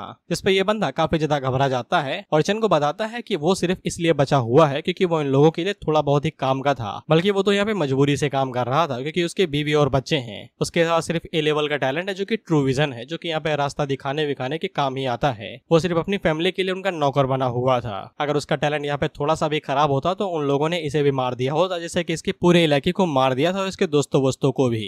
इस पे चेन उससे कहता है कि इसी वजह से तुमने मुझे केयरफुल रहने को कहा था जब मैं बॉस से भिड़ने वाले को कहा। चेन उससे कहता है कि मेरे साथ काम करना चाहोगे, जियांगचन सिटी के अंदर आ सकते हो। इस पे ज़ांगलॉन्ग काफी ज्यादा परेशान होता है क्योंकि ऐसा लगता है कि चेन उसकी एबिलिटी का इस्तेमाल करेगा। तो चेन उसे बता देता है कि मेरा ऐसा कोई इरादा नहीं है भाई, तुम्हारी मर्जी, आना है तो आओ, नहीं बाढ़ में जाओ। इस पे ज़ैंग आगे से बताता है कि वो ये करना चाहता है, वो हिचकिचा बस इसलिए रहा है क्योंकि कियांग के सेटलमेंट यानी कि विला के अंदर अभी भी उसकी फैमिली है जो कि वहाँ पे गुलाम बनी हुई है। इस पे चेन आगे से कहता है कि मैं उन्हें भी ले सकता हूँ, लेकिन अगर ज्यादा लोग हुए तो फिर डायरेक्टली उन्हें जियांगचन सिटी के अंदर लेके आना काफी ज्यादा टफ होगा, इसलिए तुम्हें यहीं पे हीरो के सिचुएशन को पहले स्टेबलाइज करना पड़ेगा। जिसके बाद वो अपने पास यहाँ पे डीमन ब्लड लाइन वाला पोशन बाहर निकालता है और ज़ैंग को देते हुए कहता है कि इसका इस्तेमाल कर लो, इससे तुम्हारी स्ट्रेंथ इंप्रूव हो जाएगी। मैंने तुम्हें यहाँ पे फ्रेंड रिक्वेस्ट भी भेज दी है, कॉन्टैक्ट मुझे कर लेना जब सिचुएशन यहाँ पे पूरी तरीके से ठीक हो जाए। बाकी अब ये तुम पे है कि तुम यहीं पे रह के वो ज़ैंग को डेवलप करते हो या फिर मेरे साथ जियांगचन आते हो। इसके बाद ज़ांगलॉन्ग जब यहाँ से चला जाता है तो चेन अपने स्टोरेज को खोलता है जहाँ पे चेन ने उस गोल्डन मास्क को रखा हुआ था। तो फिर चेन जब उस गोल्डन मास्क की तरफ देखता है तो उसकी आंखें किसी तरफ जा रही थी। चेन अपने मन के अंदर सोचता है कि मुझे अच्छे से याद है जब मैंने इसे स्टोरेज के अंदर रखा था तो फिर इसकी आंखें एकदम सामने थी, लेकिन अब इसकी आंखें तिरछा क्यों देख रही हैं और इसकी नजर कहीं ट्रांसफर स्क्रोल या फिर डीमन ब्लड के ऊपर तो नहीं है। तो चेन आगे से कहता है कि मूवमेंट चेंज कर देते हैं, जगह बदल देते हैं। तो फिर चेन यहाँ पे डीमन ब्लड को नीचे कर देता है तो वो मास्क डीमन ब्लड की तरफ ही देखे जा रहा था। इस पे चेन को समझ में आ जाता है कि इस डीमन ब्लड के साथ कुछ तो गड़बड़ है, ये मास्क उसी की तरफ देखे जा रहा है। यहाँ तक कि ये भड़वा मूवी खोले हुआ है, दे दो भाई दे दो, भूख लगी है, कब से रखे हो इधर, भूखा हूं मैं। वहीं पे ये जो इंफीरियर यानी कि कम क्वालिटी के ब्लड थे, चेन को इनकी जरूरत नहीं थी तो वो उनका इस्तेमाल यहाँ पे मास्क के ऊपर कर सकता था और वो मन के अंदर यही सोचता है कि ये मास्क यहाँ पे लीडो को चाहिए था, पता नहीं ये मास्क मेरे लिए यहाँ पे क्या ला सकता है और क्या मौके दे सकता है। इसके बाद चेन उन डीमन ब्लड को यहाँ पे उस मास्क को खिला देता है तो उसकी खुशी का ठिकाना नहीं था, ये एकदम फूला नहीं समा रहा था। अगला सीन 5 मिनट के बाद का होता है और इसने अब तक यहाँ पे 10-15 बोतलें गटक चुका है ये। और तुम इस मास्क की मुस्कान देखो कि जैसे ये साला सदियों से भूखा था। और तुम इसकी मुस्कान देख के मुस्कान की याद आ गई, बगल में रहती थी यार मेरे घर की लड़की, खूबसूरत थी बस दगाबाज थी। इसके बाद चेन उस मास्क की तरफ देखते हुए कहता है, कहा भैया 12 बोतलें गटक के कुछ दो तो कि ऐसे ही निकल जाओगे, खाया पिया कुछ नहीं, कुछ तो दो भाई, इतना हाई लेवल का ट्रेजर कंज्यूम किया है। तो फिर वो मास्क आगे से उल्टी कर देता है, जिसको देख के चेन आगे से कहता है इसकी टट्टी भी मैं ही साफ करूँ क्या भाई, खिलाओ पिलाओ और टट्टी भी इसकी मैं ही साफ करूँ। लेकिन जब चेन उस उल्टी को अच्छे से देखता है तो फिर उसे पता चलता है कि ये उल्टी नहीं, एक ग्रेड की उल्टी है, स्पेशल आइटम है भाई ये। इसके बारे में ज्यादा कुछ बताया नहीं गया, बस इतना बताया गया कि ये ऑर्डिनरी डीमन ब्लड एसेंस है जो कि एक ग्रेड का आइटम है, इसका इस्तेमाल कई सारी चीजों में किया जा सकता है। अब जब चेन इसका इस्तेमाल करेगा तो हमें पता चलेगा, लेकिन ये वैल्यूएबल आइटम है। वैसे इसको देखिए चेन काफी ज्यादा खुश हो जाता है, वो अपने मन के अंदर सोचता है अगर वो किसी सीक्रेट रियलम के अंदर चला जाए जहाँ पे डीमन ब्लड की कमी नहीं है तो फिर उसके पास अल्टीमेट यहाँ पे हाई ग्रेड के डीमन ब्लड इक्विपमेंट हो जाएंगे। इसके बाद चेन उस डीमन स्क्रोल की तरफ देखते हुए कहता है कि उसने अभी तक इसे ओपन नहीं किया है। हमें पहले स्क्रोल के बारे में बताया जाता है जो कि एस ग्रेड का स्क्रोल है और ये स्क्रोल सिर्फ तभी मिलेगा जब एक प्योर ब्लड डीमन को मारा जाएगा। अगर स्क्रोल का इस्तेमाल यहाँ पे डीमन अबायस के अंदर जाने के लिए किया जा सकता है, जहाँ पे चेन को डीमन अबायस को कंप्लीट करना था और उसे कंप्लीट करने के लिए उसे यहाँ पे 100 इन्फीरियर डीमन को मारना पड़ेगा और 100 फॉलन डीमन को भी। इसके बाद वो अबायस को कंप्लीट करके बाहर आ सकता है। हालांकि चेन का अभी इतना लेवल हाई नहीं है, इसीलिए वो इस जॉब को अभी नहीं कर सकता है, वो इसके लिए बाद में सोचता है। इसके बाद ड्रीमी को भी होश आ जाता है तो ये सबसे पहले अपनी आंखें मीचती है और चेन को देख के उसे गले लग के रोने लगती है। एक्सपीरियंस बुरा था अगर रियल लाइफ के हिसाब से सोचा जाए तो इतना रोना धोना बनता है। चेन उसे कहता है टसुए ना वहाओ, सब कुछ ठीक है, मैंने उन कमीनों को मार दिया है। तो फिर ड्रीमी यहाँ पे अपनी फिजिकल कंडीशन को दोष देती है कहते हुए कि वो कमजोर है, वो चाहती है उसकी फिजिकल ट्रेनिंग यहाँ पे डबल कर दी जाए, लेकिन चेन उसे कहता है कि ज्यादा जोर दोगे तो फिर कमजोर और ज्यादा हो जाओगी, जो एक्सरसाइज अरेंज की गई है उसी को ही करो तो बेहतर हो जाओगी, अभी के लिए सिर्फ अपनी स्किल्स के ऊपर कंट्रोल करने के बारे में सोचो। लेकिन ड्रीमी आगे से बताती है कि उसके लिए एक्सपीरियंस पॉइंट लगेंगे जो कि बहुत ही ज्यादा है। उसने आसपास के इलाके के सभी मॉन्स्टर्स को मार दिया है, अब यहाँ पे कुछ भी माल नहीं बचा है। अब ड्रीमी के पास कोई भी ऑप्शन नहीं बचा है, उसके पास कोई एबिलिटी नहीं है कि वो बाहर जाके डंजन वंजन ढूंढ सके और ना ही सपनों के अंदर कोई माल वाल बचा है। तो चेन उससे कहता है टसुए कहा है बाहर ही, और जियांगचन सिटी चलो ना, वहाँ पे कई सारे डंजन्स हैं, तुम वहाँ पे जाके लेवल अप कर सकती हो। इसके लिए ड्रीमी मान जाती है और वो तुरंत अपना सामान वामान पैक करने लगती है। तो चेन उसे पकड़ता है, ये कहते हुए अगर पैरों से जाओगे 2 महीने लग जाएंगे, मेरे साथ चलो जल्दी पहुंचा दूंगा। जिसके बाद वो बिल्डिंग से कूदता है और दोबारा तीसरे नियम को हटा दिया गया था, यानी कि जो डीमन को मारने वाला था उसे हटा दिया गया था, बस 2 ही टास्क बचे थे। बेसिकली यहाँ पे डीमन ब्लड लाइन बचे ही नहीं थे तो फिर तीसरा टास्क क्यों दिया जाएगा। इसीलिए चेन यहाँ पे सेकंड बॉस को ही मारता है जो कि विलेजर्स का हेड था, जो कि यहाँ पे डीमन को समन करने की तैयारी कर रहा था। ये लोग चेन को हल्के में लेते हैं और उससे कहते हैं तुम बाहरी वाले यहाँ पे समन होने के लिए रेडी हो जाओ, तुम्हारा इस्तेमाल डीमन को सेक्रीफाइस करने के लिए किया जाएगा। हालांकि चेन पलक झपकते ही उसके सामने आ जाता है और एक झटके के अंदर उसे डिवोवर कर जाता है। वो सभी विलेजर्स एक साथ चेन के ऊपर हमला करते हैं, लेकिन चेन शील्ड का इस्तेमाल करता है और ब्लॉक करते हुए उन सभी को ही मार गिराता है। चेन ने यहाँ पे दूसरे वाले बॉस को मारा था जिसका नाम डार्क प्रीस्ट था था उसका लेवल 15 था, तो फिर चन को यहाँ पे 45,000 एक्सपीरियंस पॉइंट मिलते हैं। इसके बाद चन वहाँ पे जितने भी विलेजर बचे हुए थे उन सभी के ऊपर हमला करता है और उन्हें मार गिराता है। वहीं पे उन सभी की बॉडीज को एब्जॉर्ब करते जा रहा था और इनके अंदर जो ब्लड लाइन था उसे अलग कर दे रहा था। वहीं पे चन के लिए इन्हें मारना एकदम मक्खी के बराबर ही था। वो बस इन्हें यहाँ पे एवोल्यूशन पॉइंट्स के लिए मार रहा था और काम ही क्या है उसके पास। वहीं पे हम लोग ड्रीमी को देखते हैं जो कि बाहर बैठ के चन के आने का इंतजार कर रही थी। इसे भी नोटिफिकेशन मिल रहा था कि चन ने बॉस को मार दिया, लेकिन छोटे मोटे मिनी बॉसेस बचे हुए हैं तो फिर उसे टाइम लगेगा। ड्रीमी अपने मन के अंदर वही सोच रहे थे जो हम बचपन में सोचा करते थे कि पापा किसी काम से बाहर लेके गए और रुको आ रहा हूँ, और हम सोचते रहते हैं कि छोड़ के चले गए हमें। मैंने तो एक बार ये भी इमेजिन कर लिया था कि भीख मांग के जीना पड़ेगा, बट लकीली पापा 2 मिनट में वापस आ गए थे, भीख मांग के जीना नहीं पड़ा। इसीलिए ड्रीमी भी यही सोच रही थी कहीं चन उसे भूल तो नहीं गया। लेकिन उसी टाइम पे चन भागते हुए इसके पास आता है और बताता है कि जल्दी से अपनी स्किल तैयार करो, जो सबसे ज्यादा लीथल स्किल इस्तेमाल कर सकती हो वही करना। इसकी ये तो लीडो है, ये वहाँ पे क्या कर रहा है। सॉन्ग उसे पूछती है तुम इसे जानते हो क्या। दरअसल लीडो उस जगह पे चन के जरिए नहीं बल्कि उस जगह के लिए गया था। लीडो को ये लगा कि वहाँ पे भी कोई पावरफुल बंदा होगा, इतना बड़ा फंक्शन बनाया है तो वो शायद से इन्वेस्ट कर सकता है उसके ऊपर, लेकिन उसे पता नहीं है कि ये जगह होल्ड करने वाला चन ही है। सॉन्ग यहाँ पे चन को बताती है कि वो 1 या 2 दिन पहले आया था, वो हमें कुछ ऑफर कर रहा था जैसे कि सिल्वर सिटी इन्वेस्टमेंट के रूप में, लेकिन सिर्फ तभी जब उसका गॉब्लिन गिल्ड वहाँ पे स्टेब्लिश्ड होगा, वो भी एकदम सेंटर में, और साथ ही में उसके गॉब्लिन गिल्ड को यहाँ पे टैक्स नहीं देना पड़ेगा, यानी उनकी जो कमाई होगी सिटी उनसे टैक्स नहीं लेगी जैसे कि हर किसी से लेती है 1 कॉपर कॉइन। वहीं पे चन को सिल्वर सिटी फाउंडिंग ऑर्डर के बारे में बहुत ज्यादा अच्छे से पता था कि ये काफी ज्यादा रेयर चीज होती है, क्योंकि ऐसी सिटीज को यहाँ पे यूनिवर्सल विल भी रिकॉग्नाइज करती है और इसके कई सारे फायदे होते हैं एक सिटी होने के। इसलिए उन लोगों के लिए काफी बड़ी इन्वेस्टमेंट हो सकती है और इससे काफी ज्यादा फायदा होगा उन्हें। इस पे सॉन्ग उसे बताती है कि मेरी बुद्धि भी ऐसे चलती है, लेकिन यहाँ पे एक प्रॉब्लम है। सिल्वर सिटी ऑर्डर हम लोग जब चाहे तब इस्तेमाल नहीं कर सकते हैं, हमें उसका तुरंत इस्तेमाल करना पड़ेगा। दरअसल सिल्वर सिटी ऑर्डर यहाँ पे जब भी शुरू होता है तो फिर कई सारे मॉन्स्टर उस सिटी के ऊपर अटैक करते हैं या फिर उस फंक्शन के ऊपर जहाँ पे सिटी बनने वाली है। चन का फंक्शन अभी तक पूरी तरीके से बना नहीं है, इसलिए उन सभी मॉन्स्टर्स को रोकना इन लोगों के लिए काफी ज्यादा टफ होने वाला है। इसलिए चन सॉन्ग से कहता है कि 1 दिन के लिए रुको, मैं तुरंत वहाँ पे आता हूँ। लेकिन सॉन्ग आगे से बताती है कि हमारे पास टाइम नहीं है, हमें तुरंत ही उसकी इन्वेस्टमेंट को एक्सेप्ट करना पड़ेगा। जिसपे चन आगे से बताता है कि उसने पहले भी उसकी कई सारी इन्वेस्टमेंट ली है, तो वो भी उसकी इन्वेस्टमेंट को ले सकती है। और चन उससे कहता है कि बाद में उसकी तारीफ करते रहना और मेरा नाम भी बता देना। इसके लिए सॉन्ग मान जाती है। अभी के लिए ये लोग लीडो को नहीं बताते हैं कि चन का ही वो फंक्शन है, लीडो अनजान है इस बात से। इसके बाद चन ड्रीमी को अपने पास बुलाता है और उससे कहता है कि ये सभी इक्विपमेंट है जो कि तुम्हारी फिजिक को इंक्रीज कर देंगे और ये तुम्हें डिफेंस भी देंगे। इसके लिए ड्रीमी मान जाती है और वो कहती है कि ठीक है मैं पहन लूंगी। चन उससे कहता है पहन लूंगी नहीं, अभी पहनो, हम लोग फुल स्पीड से फंक्शन की तरफ आगे बढ़ने वाले हैं। तो फिर हम लोग ड्रीमी को देखते हैं जो कि गर्मियों में सर्दी वाले कपड़े पहने हुए थी। नॉर्मल कपड़े ना समझो भाई, इससे सच में यहाँ पे डिफेंस और बाकी सब चीजें बढ़ गई थी। इसके बाद हम लोग सॉन्ग को देखते हैं जो कि लीडो के पास आती है और उससे कहती है कि वो उसकी इन्वेस्टमेंट को यहाँ पे एक्सेप्ट कर लेगी। इस पे लीडो आगे से कहता है उसे पता था कि सॉन्ग यहाँ पे काफी ज्यादा समझदार बच्ची है, इसमें कोई दो राय नहीं है कि उसकी वजह से ही यहाँ पे ट्रायल शुरू होने के कुछ ही दिनों के अंदर उन्होंने इतना बड़ा स्टेटमेंट यहाँ पे बना लिया। यहाँ तक कि वो अभी भी यहाँ पे कई सारे कारनामे करते जा रहे हैं, वो लगातार लोगों को इवॉल्व करने में भी मदद कर रही है। इस पे सॉन्ग भी वही काम करती है जो चेन ने किया था, लीडो की भर भर के तारीफ एकदम लगातार। कुछ लोग मक्खन रगड़ते हैं, ये लोग उसे डुबा ही देते हैं कि लीडो को निचोड़ दो तो फिर 2-3 किलो निकल आए। जिस पे लीडो और ज्यादा खुश हो जाता है। वो आगे से कहता है मुझे पता है कि ये जगह सबसे ज्यादा बेहतरीन इन्वेस्टमेंट के लिए, और वो उन लोगों से कहता है कि प्लीज मेरी गॉब्लिन गिल्ड को यहाँ पे रहने दो।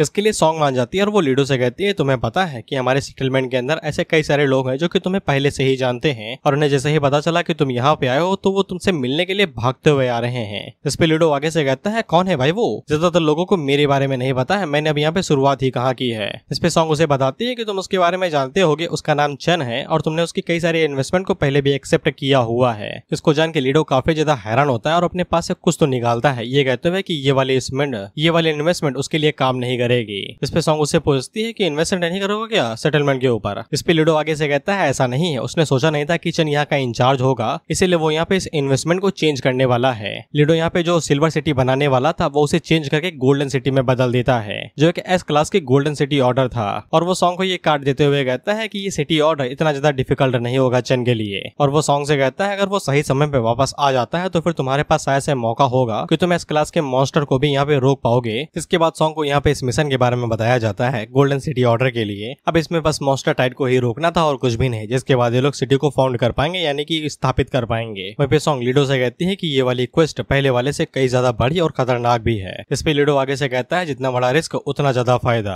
अगर हिम्मत है तो फिर एक्सेप्ट कर लो, नहीं तो वापस कर दो। जिसके लिए सॉन्ग कहती है काहे नहीं एक्सेप्ट करूंगी भाई, जब तक उन लोगों के पास चन है तो फिर वो लोग किसी भी चीज से नहीं घबरा घबराते हैं। जिसके बाद अगला सीन एक दिन के बाद का होता है और एक दिन के बाद चन यहाँ पे आ जाता है। वहीं पे वो सॉन्ग को आते ही बता देता है कि आसपास कई सारे मॉन्स्टर इकट्ठा होना शुरू हो चुके हैं और उन्होंने रोड पूरी तरीके से सील कर दी है। चन उसकी तरफ भागते हुए आती है तो चन उसे कहता है कि इसे लो और इसे बेडरूम के अंदर डाल दो और मुझे बताओ कि यहाँ पे हालात कैसे हैं। जिसपे सॉन्ग उसे बताती है कि उनके पास ज्यादा से ज्यादा 20 मिनट है। उन लोगों ने यहाँ पे टेरिटरी के हिसाब से 3 लाइन की डिफेंस बना दी है। ये जो चांदी चांदी सा दिख रहा है ये सेटलमेंट एरिया यानी कि फंक्शन है और यहीं पे इन लोगों को डिफेंस रखना है ताकि मॉन्स्टर अंदर ना घुसे। बाकी चारों तरफ से मॉन्स्टर हमला करते ही रहेंगे। चन सॉन्ग से कहता है कि तुमने काफी ज्यादा अच्छी तैयारी की है, थोड़ी दिनों के बाद हम लोग यहाँ पे सब कुछ रेडी कर देंगे। वहीं पे सॉन्ग अपने पास एक सूटकेस बाहर निकालती है और वो चन को बताती है कि चन के जाने के बाद उन लोगों ने लगातार यहाँ पे सीवर डंजन को एक्सप्लोर किया और जो प्लेग सूट का आखिरी हिस्सा बचा हुआ था उन्हें वो मिल गया है। इस पे चन सॉन्ग से कहता है कि तुम्हें यहाँ का इंचार्ज बनाना मेरा बेस्ट डिसीजन था। इस पे सॉन्ग आगे से कहती है कि तुम्हारे यहाँ तो चूज किया जाना मेरा बेस्ट लक था। वहीं वो चन से कहती है कि जब मैंने तुम्हें देखा कि तुम इस लड़की को लेके आ रहे हो तो फिर मुझे थोड़ा सा बुरा लगा। चन आगे से बताता है कि ये कोई लड़की वड़की नहीं, मेरी स्टूडेंट है, इसका टैलेंट मुझसे कम नहीं है, तुम्हें इसका ख्याल रखना है। ये जैसे ही उठे इसका खाना पीना नहाना धोना सब चेक कराओ और जितनी जल्दी उठे उतनी जल्दी मुझे आके बता देना, क्योंकि हमारे डिफेंस के लिए यही सबसे बड़ी चाबी है, यही हमें जीत दिलाएगी। और सच में यही इन्हें जीत दिलाती है। जिसके बाद ये लोग डिफेंस लाइन की तरफ आगे बढ़ने लगते हैं ताकि अटैक की तैयारी कर सके। हम लोग चन को देखते हैं जो कि उस मीट वॉल के ऊपर चढ़ जाता है। जिसके बाद वो ज़ॉम्बीज को देखता है तो ज़ॉम्बीज की तादाद बहुत ज्यादा थी। कुछ नॉर्मल ज़ॉम्बीज थे तो कुछ टायरेंट ज़ॉम्बी थे। चन को बताता है कि ये एस क्लास की सिटी फाउंडिंग ऑर्डर है तो फिर यहाँ पे कई सारे ज़ॉम्बीज इकट्ठा होंगे। जब उसने पिछली बार यहाँ पे अपना व्हाइट एम्पायर सिटी बनाई थी तो वो सिर्फ बी क्लास की थी, लेकिन ये वाली एस क्लास की है तो फिर यहाँ पे मॉन्स्टर भी ज्यादा आएंगे। अब यहाँ पे सिर्फ 3 मिनट बाकी थे ज़ॉम्बी सीज को चालू होने में। इसके बाद हम लोग सॉन्ग को देखते हैं जो कि एक बच्ची का टैलेंट इस्तेमाल करती है। इस बच्ची का टैलेंट लाउड स्पीकर वाला है। ये बच्ची सभी लोगों को आगे से बताती है कि हम लोग यहाँ पे सेटलमेंट के ऊपर लगातार 5 दिन और 5 रातों के लिए मॉन्स्टर के हाथों अटैक सहने वाले हैं, लेकिन चिंता की कोई भी बात नहीं, इन लोगों के पास यहाँ पे ग्रेटेस्ट वॉल है दुनिया के अंदर। जितना ज्यादा इसे रिसोर्स मिलेगा ये उतनी ज्यादा सुटेबल और सपोर्टेबल होती जाएगी, यानी जितना खाएगी उतना बढ़ती जाएगी। भाई सिंपल सी बात है। इसका अभी के लिए इसे सेफ जगह पे भिजवा दो। वेपेचन पीछे मुड़ के लूली से कहता है कि ब्रॉडकास्टिंग कैसी रहेगी। इस पे लूली आगे से बताती है कि उसने एकदम एडवांस्ड कैमरा चुने हैं जो कि यूनिवर्सल सिस्टम देता है। इस पे चन लूली से कहता है कि जैसे ही मैं बोलूं तैसे ही लाइव स्ट्रीम शुरू कर देना। इसके बाद यूट्यूब पे नहीं होता कि लाइव स्ट्रीम शुरू करने से पहले टाइटल और बता दिया जाता है क्या करने वाले हैं, तो फिर यहाँ पे भी यही किया जा रहा था। चन आगे से टाइटल लगता है जियांग चन city S class golden city order के लिए यहाँ पे सिटी बनाने वाले, जिसके लिए उन्हें यहाँ पे लड़ाई करनी पड़ेगी। सभी लोग आगे से कहते हैं कि ये साला क्लिकबेट है, झूठ बोल रहा है ये, लेकिन कुछ को चन के ऊपर यकीन था। इसके बाद दोबारा यहाँ पे सेकंड गिने जाते हैं और फक ऑफ दिस सेकंड, मैं शुरू से एकदम शुरू करूंगा। इसके बाद यहाँ पे अटैक से शुरू हो जाता है और सभी ज़ॉम्बीज अटैक करने के लिए रेडी हो जाते हैं। वहीं पे अचानक से इन सभी मॉन्स्टर्स की स्ट्रेंथ यहाँ पे बढ़ चुकी थी, जिसको देख के आलिन आगे से कहती है अचानक से इनकी स्ट्रेंथ क्यों बढ़ गई। हमने पहले भी कई सारे ज़ॉम्बीज को मारा है जो कि अटैक से पहले थे, लेकिन अचानक से इनकी पावर कैसे बढ़ गई अटैक शुरू होने के तुरंत बाद। इस पे सॉन्ग आलिन को बताती है कि उसने पहले ही बता दिया था कि सीज अटैक जैसे ही शुरू हो जाएगा तो फिर ज़ॉम्बीज की स्ट्रेंथ बढ़ जाएगी, लेकिन जैसे जैसे उनकी स्ट्रेंथ बढ़ेगी एवोल्यूशन पॉइंट और गोल्ड कॉइन वो भी बढ़ जाएंगे। इसके बाद चंग दीवार से छलांग लगाता है और अटैक करने के लिए रेडी हो जाता है। वहीं पे स्ट्रेंथ बढ़ने की वजह से यहाँ पे जो एट्रीब्यूट होंगे, जो गोल्ड कॉइन होंगे, जो एक्सपीरियंस पॉइंट होंगे वो ट्रिपल हो जाएंगे। इसके बाद चंग जब यहाँ पे अटैक करने की कोशिश करता है तो फिर इसका प्लेग सेट कंप्लीट था, तो फिर यहाँ पे वो प्लेग इन्फेक्शन का भी इस्तेमाल कर पा रहा था। वो एक ज़ॉम्बी के अंदर यहाँ पे प्लेग इन्फेक्शन डाल देता है। प्लेग सेट की वजह से यहाँ पे उसके जितने भी एट्रीब्यूट है वो 50 पॉइंट से बढ़ जाते हैं। साथ ही में वो जिसके ऊपर भी प्लेग इन्फेक्शन इस्तेमाल करेगा वो यहाँ पे उसकी बॉडी को कमजोर कर देगा। और एक बार इसके इस्तेमाल करने के बाद इसका कूलिंग टाइम 15 घंटे थे, 5 घंटे था। इसके बाद हमें बताया जाता है कि प्लेग इन्फेक्शन के बाद जो इन्फेक्टेड होगा वो एनिमीज के अंदर बहुत ही जल्दी से फैलेगा, एकदम तेजी से। और प्लेग इन्फेक्शन की वजह से उनके बीच में जो किलिंग डैमेज होगा वो काफी ज्यादा कम हो जाएगा और साथ ही में उनके स्टैट्स धीरे धीरे करके कम होने लगेंगे। हम लोगों को बताता है कि ये स्किल काफी ज्यादा अच्छी है, भले यहाँ पे डैमेज इतना हाई नहीं है, लेकिन जब ये इन्फेक्शन की तरह एकदम महामारी की तरह फैलेगा तो फिर कई सारे ज़ॉम्बीज के एट्रीब्यूट्स यहाँ पे कम हो जाएंगे, जिससे ये अटैक्स और भी ज्यादा इजी हो जाएगा। लेकिन चन की आंखें बाहर तो तब आ जाती हैं जब वो देखता है कि जितने भी इन्फेक्टेड ज़ॉम्बीज थे वो सभी एक जगह पे इकट्ठा होने लगते हैं, वो बाकी ज़ॉम्बीज के साथ घुल मिल नहीं रहे थे। इससे चन को समझ में आ जाता है कि इनको कंट्रोल करने वाला यहाँ पे एक ज़ॉम्बी लॉर्ड है जो कि सभी ज़ॉम्बीज को कंट्रोल कर रहा है। इसीलिए न ही यहाँ पे अभी तक ज़ॉम्बीज आपस में टकराए हैं, न उनके बीच में भगदड़ मची है। वो एकदम धीरे धीरे आराम से फॉर्मली बढ़ते जा रहे हैं जैसे कि कोई आर्मी चल रही हो। लेकिन अगर चन को यहाँ पे ज़ॉम्बी लॉर्ड की लोकेशन के बारे में पता चल जाता है तो फिर इस पूरी अटैक सीज के साथ निपटना दुगना आसान हो जाएगा। लेकिन परेशानी यही है कि ज़ॉम्बी लॉर्ड की लोकेशन हमेशा से अननोन ही रहती है, उसे ढूंढना भूसे में गिरी हुई सुई ढूंढने के बराबर है। अगर चन यहाँ पे लॉर्ड के पीछे जाता है तो फिर अटैक यहाँ पे और भी तेजी से करेंगे, जिससे यहाँ पे फंक्शन के ऊपर कैजुअलिटी का रेट बढ़ सकता है, यानी कि मौतें ज्यादा होंगी। और चन ऐसा बिल्कुल भी नहीं चाहता है, लेकिन अगर वो ज़ॉम्बी लॉर्ड को नहीं मारेगा तो फिर सिचुएशन और ज्यादा गड़बड़ होती जाएगी। ज़ॉम्बी बढ़ते ही जाएंगे और यहाँ पे वो लोग सब कुछ हैंडल नहीं कर पाएंगे। लेकिन इस करंट सिचुएशन के लिए यहाँ पे एकदम परफेक्ट सोल्यूशन है, जो कि है ड्रीमी की एबिलिटी। इसीलिए चन ड्रीमी से कहता है, उठ जा बहन उठ जा, बहुत जरूरत है तेरी। कर इसके बाद कुछ घंटों या फिर कुछ मिनटों के बाद का होता है, हम लोग देखते हैं कि ड्रीमी को होश आ जाता है। तो सॉन्गी उससे कहता है, उठ गई तुम? तो ड्रीमी उससे पूछती है, तुम कौन हो दीदी? वैसे मेरा मास्टर कहाँ है और मैं कहाँ पे हूँ, मुझे ये बताओ पहले। वहीं पे सॉन्ग चन के पास मैसेज करके बताती है कि ड्रीमी उठ चुकी है और उसने यहाँ पे करंट सिचुएशन के बारे में उसे बता दिया है। इसके बाद ड्रीमी भी यहाँ पे चन के पास मैसेज करती है और उसे बताती है कि विंड प्रेशर ज्यादा था तो वो बेहोश हो गई थी। उसे सिचुएशन के बारे में समझ में आ चुका है, तो वो ड्रीम वर्ल्ड के अंदर जाके जितने ज्यादा हो सके उतना ज्यादा मॉन्स्टर मारने की कोशिश करेगी। लेकिन चन उसे बताता है कि नहीं, तुम्हारा काम यहाँ पे ज़ॉम्बीज को मारना नहीं बल्कि ज़ॉम्बी को ढूंढना है। मैं तुम्हें बताता हूँ कि वो ज़ॉम्बी कैसा ढूंढता है, जितनी जल्दी हो सके उतनी जल्दी ढूंढ के मुझे उसकी लोकेशन के बारे में बताओ। चन उसे बताता है कि वो एकदम ह्यूमन बॉडी की तरह दिखता होगा, कंधे ज्यादा बड़े होंगे एकदम कंधे पैड की तरह, और वहीं पे सर उसका बहुत ज्यादा बड़ा होगा। वो एकदम एक्सोस्केलेटन की तरह एकदम कवर होगा, उसके टेंटिकल्स होंगे। बस इतना काफी, मैं ज्यादा नहीं बताने वाला, बस उसकी मेंटल पावर ज्यादा है। इसके बाद ड्रीमी सॉन्गी से कहती है कि मैं सोने जा रही हूँ, अलविदा, किसी को मुझे जगाने न देना। सॉन्गी उसे कहती है, दोबारा काहे सो रही हो तुम, कितना सोती हो? अरे बहन, वो सोएगी तभी तो काम करेगी। भाई तो ये एबिलिटी मुझे भी चाहिए कि आंखें बंद करते ही नींद आ जाए। जिसके बाद हम लोग ड्रीमी को उसके ड्रीम स्पेस के अंदर देखते हैं, जहाँ पे उसे कई सारे ज़ॉम्बीज को दिखाई देते हैं। तो वो सबसे पहले ज़ॉम्बीज के ऊपर हाथ साफ करती है। वो अपनी ड्रीम एबिलिटी का इस्तेमाल करते हुए यहाँ पे कई सारे पत्थर मंगाती है और गड़ाम गुड़म ज़ॉम्बीज के ऊपर गिरा देती है, यही कहते हुए मरो सालो। इसके बाद वो उस काम के ऊपर लग जाती है जिसके लिए बुलाया गया था, उस ज़ॉम्बी को ढूंढना, यानी कि ज़ॉम्बी लॉर्ड को। इसके बाद दिन खत्म हो जाता है और शाम को चन ऊपर आता है और सॉन्ग से पूछता है कि कितनी कैजुअलिटी हुई है। तो सॉन्ग आगे से बताती है कोई भी नहीं मरा है और ना ही वॉल्स के ऊपर ज्यादा डैमेज हुआ है। वो लोग अटैक करने के लिए गए थे, उन्होंने चेक किया कि वॉल्स के ऊपर ज्यादा डैमेज नहीं हुआ और उन्हें बस हल्की फुल्की चोटें ही आई हैं। चन उसे कहता है, ठीक है, बाकी लोगों को अभी भी यहाँ पे सिटी के ऊपर लगाए रखना कि वो वॉल्स को गार्ड करते रहे। सिचुएशन इतनी भी ज्यादा इजी नहीं हुई अभी तक। इसके बाद चन सॉन्ग को भी यहाँ पे ज़ॉम्बी लॉर्ड के बारे में बता देता है, जिसके बारे में जान के वो भी काफी ज्यादा हैरान हो जाती है। ये कहते हुए कि इस रैंक का ज़ॉम्बी यहाँ पे है क्या? जिसपे चन आगे से बताता है कि आज तो यहाँ पे सिर्फ इनहैंस वर्जन वाले ज़ॉम्बी आए थे और साथ ही में कुछ अजीबोगरीब ज़ॉम्बी आए थे। लेकिन जन को ऐसा लगता है कि ज़ॉम्बी लॉर्ड यहाँ पे अपनी खुद की आर्मी अभी बना रहा है और वो स्ट्राइक करने के लिए तैयारी कर रहा है। लेकिन जब वो स्ट्राइक करेगा तो वो काफी ज्यादा गंभीर और खतरनाक होगी। इसके बाद हम लोग ड्रीमी को देखते हैं, जो कि जन की तरफ भागते हुए आ रहे थे। और उसकी एज बता दो भाई मुझे कोई प्लीज। इसकी हरकतें देख के मुझे नहीं लगता है कि ये 19 की है। खैर चन जैसे ही यहाँ पे ड्रीमी को देखता है तो वो सॉन्ग से कह देता है लुली को कह के कि स्ट्रीमिंग रुकवा दो। इस पे सॉन्ग आगे से बताती है कि उसने पहले ही कैमरा यहाँ से हटा दिया है। तो यहाँ पे चन आगे से बताता है कि ड्रीमी उन लोगों लिए काफी ज्यादा जरूरी है, उसकी एबिलिटीज को कभी भी बाकी लोगों के सामने पता नहीं लगना चाहिए, क्योंकि पिछली टाइमलाइन के हिसाब से अब तक ड्रीमी पैदा ही नहीं हुई थी, मर चुकी थी वो, इसीलिए उसकी एबिलिटी काफी ज्यादा जरूरी है। अबे तुम खुद सोचो बे, साला तुम सपनों के अंदर गोली मार दो किसी को, असली जिंदगी में वो मर जाए, कितनी पावरफुल एबिलिटी है। वह ड्रीमी से पूछता है हालात तुम्हारी खराब है क्या, ज़ॉम्बी लॉर्ड को ढूंढने क्या? तो ड्रीमी आगे से बताती है बिल्कुल भी नहीं। उसे कुछ एनर्जी फ्लक्चुएशन के बारे में पता तो चला, लेकिन वो किसी अलग डायरेक्शन से आ रहे थे। उसके पास यहाँ पे कोई भी ट्रैकिंग स्किल्स नहीं है, कई सारे डायरेक्शन से यहाँ पे एनर्जी फ्लक्चुएशन हो रहे थे। वो ज़ॉम्बी मेंटल टाइप का है ना, तो उसकी जब मेंटल एनर्जी रिलीज होती है तो पता लगा सकते हो उससे, लेकिन वो अलग अलग एरिया से आ रही थी, तो ट्रैक करने के लिए कोई तो चाहिए। चन उसे कहता है कोई बात नहीं है, तुमने पूरी कोशिश की, यही मायने रखता है। लेकिन ड्रीमी चन को बताती है कि वो खाली हाथ नहीं है, वो सॉन्गी के साथ आई है पूरा मैप लेके। उसे कुछ एरिया के बारे में पता है जहाँ पे शायद कुछ खास ज़ॉम्बीज इकट्ठा हो रहे हैं। हर एक लोकेशन के ऊपर 100 से ज्यादा स्पेशल ज़ॉम्बीज हैं, जैसे कि जियांगचन की फार्मर मार्केट के पास में 200 से 300 ज़ॉम्बी हैं, जो कि 2 मीटर टॉल है, उनकी लाल आंखें हैं और एकदम फैट गाय हैं, वो मोटे हैं एकदम। इसके बाद वो इसी तरीके से और भी एरियाज के बारे में बताती है जिनके बारे में ना ही जानो तो ही बेहतर है, फालतू की बकवास ना करो यार, तुम एक्शन दिखाओ हमें, यही कहना चाहते हो ना तुम। वैभेचन अपने मन के अंदर सोचता है कि फैटी जाइंट, एक टैंक, एक प्रेडेटर, और ये सभी यहाँ पे 2 स्टेज इवॉल्व ज़ॉम्बी हैं। इस पे सॉन्ग आगे से कहती है कि जैसा कि तुमने कहा था कि वो लोग तैयारी कर रहे हैं स्ट्राइक करने के लिए, उनका गोल यहाँ पे एक बार हमला करके हमें पूरी तरीके से हस्तना ताबूत करना है।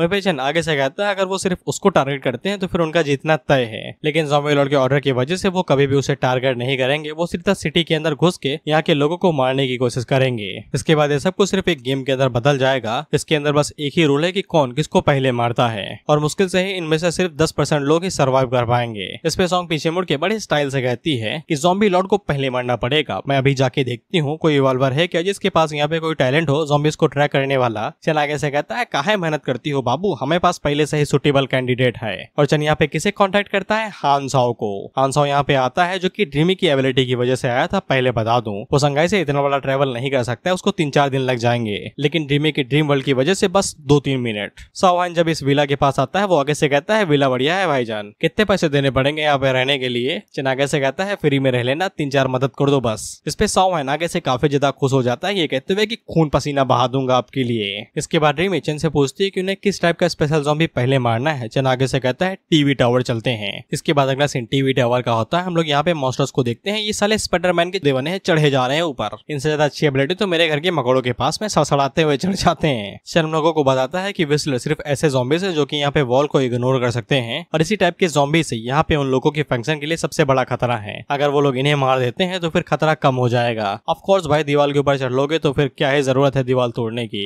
वही पे चन हान साउ से कहता है कि और ज़ॉम्बी लॉर्ड पक्का हमें इन्हें मारने नहीं देगा इतनी आसानी के साथ में, और जब वो कुछ कांड करेगा तो फिर तुम्हें अपनी एबिलिटी का इस्तेमाल करना है उसकी लोकेशन के बारे में पता लगाने के लिए। इसके लिए हान साउ आगे से कहता है मेरे ऊपर छोड़ दीजिए। इसके बाद चन और ड्रीमी उड़ते हुए जाते हैं उन क्लिकर्स के ऊपर अटैक करने के लिए। वहीं पे हम लोग हान साउ को देखते हैं और ये अपने मन के अंदर यही सोचता है कि इसे भी उड़ने की एबिलिटी सीख लेनी चाहिए। दरअसल ये लोग अपनी मेंटल पावर का इस्तेमाल कर रहे हैं उड़ने के लिए, पर हान साउ को ये एबिलिटी नहीं आती है। खैर इसके बाद हम लोग ड्रीमी को देखते हैं जो कि आगे से सोनिक ब्लास्ट का इस्तेमाल करती है और कई सारे क्लिकर्स को ऐसे ही नीचे गिरा देती है। और ये आगे से कहती है मैं ड्रीमी स्पेस के अंदर स्ट्रॉन्गेस्ट हूँ। उसी टाइम पे विजलर्स ऐसे देख लेते हैं और उसके ऊपर हमला करने के लिए आगे बढ़ते हैं और ये फुर्तीले थे, तो ड्रीमी के पास कोई भी टाइम नहीं था डॉज करने का। ये कह रही थी स्ट्रॉन्गेस्ट है, बैरियर बनाओ भाई वहां पे हवा में, ड्रीम के अंदर कुछ भी तो कर सकते हो तुम। अरे हाँ क्रिएटिविटी का भी तो रहता है ना, कितने लंबा सोच सकते हो। लेकिन उसी टाइम पे पीछे से चन ड्रीमी से कहता है कि हिलना नहीं, जिसके बाद वो हवा सा आता है और सभी क्लिकर्स को जला के मार देता है। चन यहाँ पे हेलफायर का इस्तेमाल कर रहा था अपनी पूरी बॉडी के ऊपर, लगातार ये मेंटल एनर्जी यहाँ पे कंज्यूम करे जा रही थी, लेकिन हेलफायर यहाँ पे फिजिकल और मेंटल दोनों अटैक करती है, इसीलिए जो भी इसके कॉन्टेक्ट में आता है वो जल के मारा जाता है। इसके बाद चन यहाँ पे अर्थली स्पाइक्स का इस्तेमाल करता है और बिल्डिंग के अंदर से स्पाइक्स निकाल के और भी ज़ॉम्बीज को यहाँ पे मार गिराता है। इसके बाद ये दोनों अपनी इसी एबिलिटी का इस्तेमाल करते रहते हैं और यहाँ पे ज़ॉम्बीज को मारते रहते हैं। इसके बाद आखिरी बचे हुए को चन यहीं पे ही मार गिराता है। वहीं पे उन्हें मारने के बाद ये इन्हें डिवोर भी कर लेता है। वहीं बेटी मेचन को बताती है कि यहाँ पे कम से कम 297 ज़ॉम्बीज आए थे, ये सिर्फ दूसरा दिन है लेकिन इसके बावजूद इतने सभी इलाइट ज़ॉम्बीज यहाँ पे इकट्ठा हो गए। इस पे चन आगे से बताता है कि ऑफ कोर्स यहाँ पे स्पीड टाइप तो इतने जल्दी इकट्ठा हो ही जाएंगे, पूरी जियांगचन सिटी से ये सभी यहाँ पे आए हुए होंगे और ऑफ कोर्स यहाँ पे और भी आ सकते हैं अगर यहाँ पे ज़ॉम्बी लॉर्ड मरता नहीं है। बिना ज़ॉम्बी लॉर्ड की लीडरशिप के वो पूरी तरीके से यूजलेस हो जाएंगे और अटैक नहीं कर पाएंगे, तो ड्रीम मिल चुका है। इसके बाद हान साउ यहाँ पे चन को बताता है कि वो साइकिक एनर्जी फ्लक्चुएशन यहाँ पीछे से आ रहा था एकदम माउंटेन के पीछे से। इससे यहाँ पे चन को समझ में आ जाता है कि ज़ॉम्बी लॉर्ड बुद्धिमान बहुत है, अगर वो माउंटेन के पीछे से यहाँ पे मेंटल एनर्जी इस्तेमाल करेगा तो वो फ्लक्चुएशन को रोक सकता है। वहीं पे हान साउ काफी ज्यादा एक्साइटेड था और वो चन से कहता है कि हम लोग चल के डायरेक्ट उससे फाइट करें, तो चन आगे से कहता है बिल्कुल भी नहीं, हमें रियल वर्ल्ड के अंदर जाना पड़ेगा उस बॉस के साथ फाइट करने के लिए। हान साउ आगे से पूछता है पर क्यों, तो चन आगे से कहता है ब्रॉडकास्ट जो करना है भाई, हम लोग एकदम फेमस होने के कगार पे हैं, बस एक कदम और जिसके बाद हम लोग वर्ल्ड फेमस।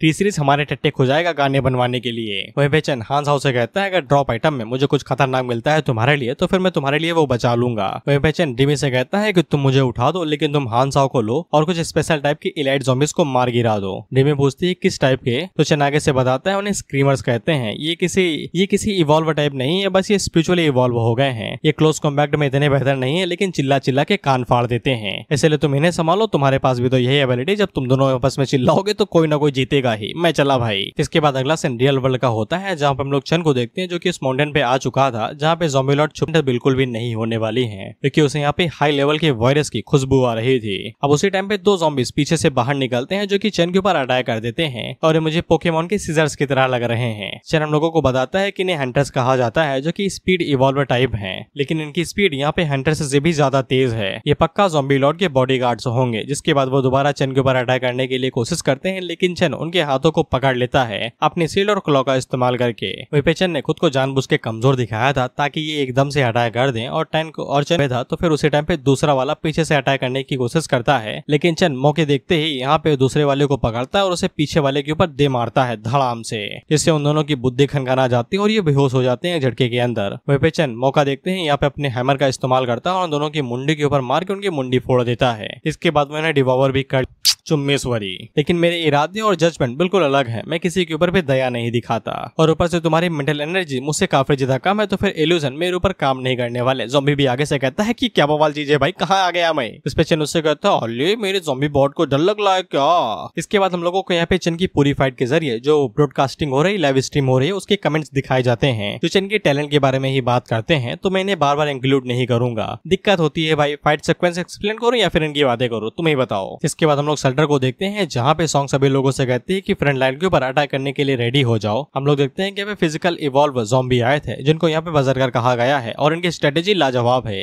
ये मोटे वाले छोटे ज़ॉम्बीज को पकड़ते हैं और उठा के इन्हें यहाँ पे दीवार के ऊपर फेंकने लगते हैं। हम लोग सॉन्ग को देखते हैं जो कि दीवार के ऊपर ही चढ़ी हुई थी। वो सभी लोगों से कहती है कि एकदम जगह बना लो, जैसे ही ज़ॉम्बी दिखाई दे मार दो। इसके बाद हम लोग कुछ इवॉल्वर्स को देखते हैं जो कि एरो शूट कर रहे थे और कुछ रेजिस्टेंट का इस्तेमाल करके जो वहां पे आ रहे थे उनका डायरेक्शन चेंज कर दे रहे थे। लेकिन ये लोग कितनी भी कोशिश कर ले, एक दो ज़ॉम्बी यहाँ पे लैंड हो ही जाते हैं, जो कि आते ही वहाँ पे सोनिक ब्लास्ट का इस्तेमाल करते हैं, जिससे ये लोग डिस्ट्रैक्ट हो जाते हैं और डर के मारे यहाँ से भागने लगते हैं। इन्हें ये लगता है कि दीवार टूट चुकी है, अब ये लोग मारे ही जाएंगे। लेकिन उसी टाइम पे हम लोग सॉन्ग को देखते हैं जो कि एमिस्ट यानी क्रिस्टलाइज का इस्तेमाल करते हुए वहाँ पे स्पिनिंग ब्लेड बनाती है, जो एक साथ कई सारे ज़ॉम्बीज को मार गिराती है। वहीं पे हम लोग आलिन को भी देखते हैं जो कि असैसिन एबिलिटी का इस्तेमाल करते हुए वहाँ पे सभी ज़ॉम्बीज को मारते हुए जा रही थी। इसके बाद हम लोग ज़ॉम्बी को देखते हैं जिसने सोनिक ब्लास्ट किया था। तो सॉन्ग आगे से अपनी क्रिस्टलाइज का इस्तेमाल करती है और वहाँ पे एक क्रिस्टल बना के उसके सीने के अंदर घुसा के उसे मार देती है। इसके बाद वो सभी लोगों से कहती है कि हर कोई शांत रहो, चन यहाँ पे जैसे ही कमांडिंग लॉर्ड को मार देगा तो फिर इनके साथ निपटना और ज्यादा इजी हो जाएगा। इस पे सभी लोगों के अंदर दोबारा कॉन्फिडेंट आ जाता है। वहीं पे जो लोग लाइव स्ट्रीम देख रहे थे वो आगे से कहते हैं क्या स्ट्रॉन्ग औरत है, मैं तो उसका कुत्ता बनने को भी तैयार हूँ। तो दूसरा बंदा आगे से कहता है कि ये पहले से ही किसी की औरत है, तो इसका कुत्ता क्या बनाएगा रे तू। इसके बाद हम लोग चन को देखते हैं जो कि यहाँ पे एक टायरेंट ज़ॉम्बी के साथ फाइट कर रहा था, तो वो उसके ऊपर भी प्लेग सेट का इस्तेमाल करता है और बॉडी के अंदर इन्फेक्शन डाल देता है। हालांकि जब चन उसके साथ फाइट कर रहा था तो भी कोई उसके ऊपर पीछे से अटैक करता है, तो चन उसके अटैक को डॉज करता है। और ऑफ कोर्स यहाँ भी हेटर्स थे, वो चन से यही कह रहे थे कि ये खुद को ज्यादा ही समझता है, ये पेला जाएगा। खैर चन के ऊपर अटैक करने को वाला ये एपो स्टेट था, पता नहीं क्या है ये। वहीं पे कमेंट सेक्शन वाले पूछ रहे थे कि ये क्या चीज है भाई, तो वो लोग आगे से बताते हैं हमें क्या पता भाई, हम तो सिर्फ चन को मरने के लिए देखने आए हुए हैं। इसके बाद वहाँ पे एक और ज़ॉम्बी आ जाता है हमला करने के लिए, तो सभी लोग आगे से कहते हैं लो एक और आ गया। पता नहीं ज़ॉम्बी लॉर्ड ने यहाँ पे कितने सभी मॉन्स्टर्स को छुपा के रखा है। वैसे इसका नाम फिजिकल माउंटेन मीट माउंटेन था। तो फिर हम लोग चन को देखते हैं जो कि आगे से यहाँ पे हेल्प फायर का इस्तेमाल करता है और उसका इस्तेमाल करते हुए वो मीट माउंटेन के पेड़ के अंदर घुसता है और उसे चीरते हुए पार निकल जाता है और ज़ॉम्बी लॉर्ड के ऊपर हमला करते हुए कहता है कहाँ भाग रहे हो भाई, काफी ज्यादा लेट हो चुका है। लेकिन उसी टाइम पे मीट माउंटेन पीछे मुड़ता है और वो चन के ऊपर अपने पाम से अटैक करता है और उसे नीचे ही दबा देता है। लेकिन जब वो बेचारा अपने हाथ को चेक करता है तो फिर चन हाथों में आया ही नहीं था, बल्कि उसने उल्टा अपने मास्टर को ही पकड़ लिया था, यानी ज़ॉम्बी लॉर्ड को। इसके बाद चन तेजी से अटैक करने के लिए आगे बढ़ता है और उसके बीच से दो टुकड़े कर देता है। सभी लोग आगे से कहते हैं कि चन तो यहाँ पे साला मास्टर भी एब्जॉर्ब कर लेता है, तो ये अभी क्यों नहीं कर रहा। इस पे सभी लोग आगे से कहते हैं घर में जब लड़ाई हो जाती है तब खाना खाते हो क्या, नहीं ना। इसके बाद हम लोग टायरेंट ज़ॉम्बी को देखते हैं जो कि आगे से अपनी एबिलिटी को इवॉल्व कर लेता है और अपने मसल्स को चाबुक की तरह इस्तेमाल करते हुए चन की पीठ के ऊपर एक जोरदार स्लैश मारता है। लेकिन चन को इससे ज्यादा कुछ हुआ नहीं था क्योंकि उसके पास प्लेग सेट था और ऊपर से उसका डिफेंस भी ज्यादा हाई था। चन उसे कहता है अटैक बढ़िया था, बस कमजोर था मेरे सामने। इसके बाद चन टायरेंट ज़ॉम्बी के पास जाता है तो टायरेंट ज़ॉम्बी उसके ऊपर पंच मारता है और उसी टाइम पे चन यहाँ पे साइकिक फ्लेम का इस्तेमाल करता है और टायरेंट ज़ॉम्बी को जला के मार देता है और पीछे से एपोस्टेट बाहर निकलता है जो अटैक करने की कोशिश कर रहा था। लेकिन चन उसके ऊपर अपने ब्लेड से अटैक करता है और उसके दो टुकड़े कर देता है, एक तीर से दो शिकार। और इसी के साथ चन यहाँ पे सभी मॉन्स्टर्स को मार देता है, ज़ॉम्बी लॉर्ड को भी। मीट माउंटेन ने जब चन के ऊपर अटैक किया था तो उल्टा उसने ज़ॉम्बी लॉर्ड के ऊपर ही कर दिया था, तो बेचारा वो मारा गया। खैर पीछे की तरफ माल पानी एकदम भरा पड़ा था, एकदम ड्रॉप आइटम कुछ ज्यादा ही पड़े हुए थे। वहीं पे चन को जो भी मटेरियल चाहिए थे वो सभी एक साथ उसे एक ही जगह के ऊपर मिल जाते हैं, जैसे कि बायो हजार्ड प्रोडक्शन ब्लूप्रिंट जो कि इक्विपमेंट के लिए है, जो कि सी ग्रेड का है, साथ ही में ज़ॉम्बी क्लाव जो कि ई लेवल के हैं, और साथ ही में और भी कई सारी चीज जैसे कि दिल है, दिमाग है, पता नहीं क्या है ये। वहीं पे सभी लोग आगे से कहते हैं कि तुमने देखा ड्रॉप आइटम में क्या क्या मिला, ये इतना गजब माल का है भाई, इसे बेच दो तो मैं अमीर बन जाओ। वहीं पे चन को बायो हजार्ड स्पेशल वेपन मिला था जो कि फिस्ट ग्लव था सी ग्रेड के, जिससे उसके एट्रीब्यूट यहाँ पे 50% 35% बढ़ जाएंगे। हमें यहाँ पे इन ग्लव्स के बारे में बताया जाता है, तो चन इनका इस्तेमाल करके 3 टाइप के क्रेचर्स को कंट्रोल कर सकता है। पहला टायरेंट है, जिसके बाद मीट ज़ॉम्बी है, और साथ ही में ये एपोस्टेट भी। बस इनकी मेंटल स्ट्रेंथ चन से ज्यादा नहीं होनी चाहिए। वहीं पे इन इक्विपमेंट के पास स्पेशल ग्रेड भी था जिनको क्रिस्टोफर एवोल्यूशन दिया जाता है, ये स्पेशल एबिलिटी थी। अगर चन यहाँ पे 1 lakh bio hazard hostile targets को मार देता है और 100 हाई लेवल के म्यूटेंट्स को, तो फिर उसके इन इक्विपमेंट को यहाँ पे ग्रोथ टाइप के अंदर बदल दिया जाएगा, यानी कि ये लगातार बढ़ते ही रहेंगे, इनकी कोई सीमा नहीं रहेगी, जैसे A grade B C D इस तरीके से लगातार। चन ने सोचा भी नहीं था कि उसका वायरस इतना ज्यादा खतरनाक हो जाएगा कि वो चीजों को भी इफेक्ट करके उन्हें भी इवॉल्व करने लगेगा। इसके बाद चन वहाँ पे टेंटिकल्स को बाहर निकालता है और उन सभी की बॉडी को डिवोवर करने लगता है। वहीं पे चन जब इन सभी बॉडीज को डिवोवर कर लेता है तो उसके पास इतने एवोल्यूशन पॉइंट आ जाते हैं कि उसकी नई फॉर्म अनलॉक हो जाती है। इसका नाम विप फॉर्म था, यानी कि चाबुक। इसके बाद ऑथर हम लोगों को यहाँ पे आखिरकार जाके स्किल ट्री दिखा देता है, जहाँ पे स्किल्स किससे कैसे ट्रांसफॉर्म होती है ये सब कुछ लिखा हुआ था। जैसे कि क्लॉ फ्रॉम यहाँ पे ट्रांसफॉर्म होकर अर्थ स्पाइक के अंदर जा सकती है, स्विफ्ट स्लैश भी और फॉर्मलेस किलिंग ब्लेड भी। इसके बाद हैवी हमर आ जाता है जो कि यहाँ पे अर्थक्वेक स्ट्राइक दे सकता है, खोपड़ी तोड़ हमला भी और मुंडी फोड़ भी। जिसके बाद शील्ड मोड आ जाते हैं, जैसे कि आर्मर शील्ड अभी बाकी अनलॉक नहीं हुआ। इसी तरीके से और भी कई सारी चीजें ज्यादा डिटेल में नहीं बताऊंगा भाई। इसके बाद चन यहाँ पे कुछ एवोल्यूशन पॉइंट्स को ब्लैक लाइट वायरस के अंदर ट्रांसफॉर्म कर देता है, डार्क वायरस को ब्लैक लाइट कर दिया गया है। इसके बाद वो ग्रोथ टाइप वाले फिस्ट ग्लव्स को भी पहन लेता है, जो कि उसके लिए काफी ज्यादा अच्छे रहेंगे। इसके बाद चन एडस का इस्तेमाल करते हुए भूल गया। ये बस सॉन्ग को यहाँ पे आके बताती है कि जैसे ही ज़ॉम्बी लॉर्ड मरा है तो सभी ज़ॉम्बीज वॉल के ऊपर अटैक करना बंद कर दिए हैं, लेकिन सिटी के अंदर जितने भी ज़ॉम्बीज हैं वो सभी एक जगह इकट्ठा हो चुके हैं और वो और ज्यादा गुस्से से अटैक करने लगे हैं। इससे सिचुएशन और भी ज्यादा खराब हो चुकी है। पहले ज़ॉम्बी लॉर्ड अपने हिसाब से कर रहा था, लेकिन अब वो अपने हिसाब से हमला करेंगे और उसने कई सारे यहाँ पे पहले जाइंट हाई रैंक के म्यूटेंट्स को इकट्ठा कर लिया था। इसलिए अगर वो सभी एक साथ वॉल के ऊपर हमला करेंगे तो दिक्कत हो जाएगी। बेसिकली इनके फंक्शन के ऊपर तो अटैक नहीं होगा, लेकिन बाकी सिटीज के ऊपर हो जाएगा, जैसे कि वेस्ट 6 और वेस्ट 8, जहाँ पे कई सारे लोग हो सकते हैं शायद। इसके बाद हम लोग सीवी को देखते हैं और तुम्हें पता है कि सीवी के पास यहाँ पे विजन टाइप की एबिलिटी है, तो सॉन्ग उससे पूछती है हालात कैसे हैं, तो सीवी आगे से बताती है उसके हिसाब से वेस्टर्न 6 की तरफ जो सेक्शन है वहाँ की वॉल्स सिर्फ 3 मिनट तक ही खुद को रोक सकती हैं, जिसके बाद वो टूट जाएंगी, क्योंकि ज़ॉम्बीज ने मीट ऑफ वॉल को भी खाना शुरू कर दिया है और वो खुद को रिस्टोर नहीं कर पा रही हैं। तो हम लोग सीवी को देखते हैं तो इसने कुछ ज्यादा एनर्जी इस्तेमाल बढ़ते ही जा रहे थे, तो फिर उसे भी दिक्कत हो रही थी सबको हैंडल करने में। इसके बाद वो सॉर्ड लेके अटैक करने के लिए आगे बढ़ी रही थी कि तभी वहाँ पे चन आता है, जो कि सॉन्गी से कहता है कहा था ना कि फालतू में बवाल ना करना, घर में बैठो चुपचाप, चूड़ियां पहन के घूमो घर में। इसके बाद वो स्विफ्ट स्लैश का इस्तेमाल करते हुए वहाँ पे सभी ज़ॉम्बीज को मार देता है, ये कहते हुए कि अब ज़ॉम्बी लॉर्ड नहीं बचा है तो सब कुछ मेरे ऊपर छोड़ दो। इसके बाद वो अर्थक्वेक स्लैम यानी कि धमाके का इस्तेमाल करता है, जिससे जमीन टूट सी जाती है और जितने भी ज़ॉम्बीज थे वो एक झटके के अंदर ही मारे जाते हैं। इसके बाद वो आगे से पाम विप का इस्तेमाल करता है और एक एक करके ज़ॉम्बीज को मारने लगता है, बिल्कुल चाबुक की तरह। वहीं पे सॉन्ग चिल्ला चिल्ला के वॉल के ऊपर कहती है कि चैन वापस आ चुका है और उसने ज़ॉम्बी लॉर्ड को मार दिया है, तो फिर अब सब कुछ ठीक ठाक हो जाएगा। तो फिर हम लोग चैन को देखते हैं जो कि अपनी बॉडी के ऊपर वायरस ट्रैकिंग, थर्मल ट्रैकिंग दोनों लगा लेता है। जिसके बाद वो एडवांस एनर्जी स्पाइक का इस्तेमाल करता है और जमीन के अंदर से एनर्जी निकाल के स्पाइक्स को निकाल के ज़ॉम्बीज को मार देता है। भाई मास्क किलिंग कर रहे हैं, कहाँ से कोई स्पेसिफिक स्किल इस्तेमाल करेंगे, अंधाधुन अटैक कर रहे हैं बस। वहीं हम लोग सॉन्ग को देखते हैं जो कि क्रिस्टल स्पाइक का इस्तेमाल करते हुए एक ज़ॉम्बी के ऊपर अटैक करती है और उसे मार देती है। वहीं हम लोग ड्रीमी को देखते हैं जो कि ड्रीम वर्ल्ड के अंदर मुंह से आग उगल के ज़ॉम्बीज को मार रही थी। इसके बाद अगला सीन 4 दिनों के बाद का होता है और इन लोगों ने पूरी अटैक सीज को रोक लिया था। चैन सॉन्ग से कहता है कि सिटी को जो भी नुकसान हुआ है रिवॉर्ड से वो लोग उसकी भरपाई कर देंगे। सॉन्ग भी आगे से कहती है कि ज्यादा नुकसान नहीं हुआ, बस वॉल यहाँ पे ज्यादा नुकसान खाई है। हम लोगों ने यहाँ पे हर किसी की एंड्योरेंस को ज्यादा समझ लिया और बैटल की इंटेंसिटी को यानी कि ताकत को कम समझ लिया। बिना ड्रीमी और चैन के वो लोग एक दिन के लिए भी इस पूरी ट्रेस को रोक ना पाते। उसी टाइम पे यहाँ पे लीडो आता है जो कि उन लोगों से कहता है कि तुम लोगों को तो थोड़ा सा खुश होना चाहिए। हालांकि बैटलफील्ड दिखने में बहुत ज्यादा खराब लगता है, लेकिन डेथ रेट काफी ज्यादा कम था, जितना मैंने सोचा था उससे कई गुना कम। तुम लोगों ने मिशन को एकदम परफेक्टली कंप्लीट किया है। चलो अब जल्दी से अपनी सिटी स्टेट को यहाँ पे बिल्ड करो। डोम्सडे की पहली सिटी।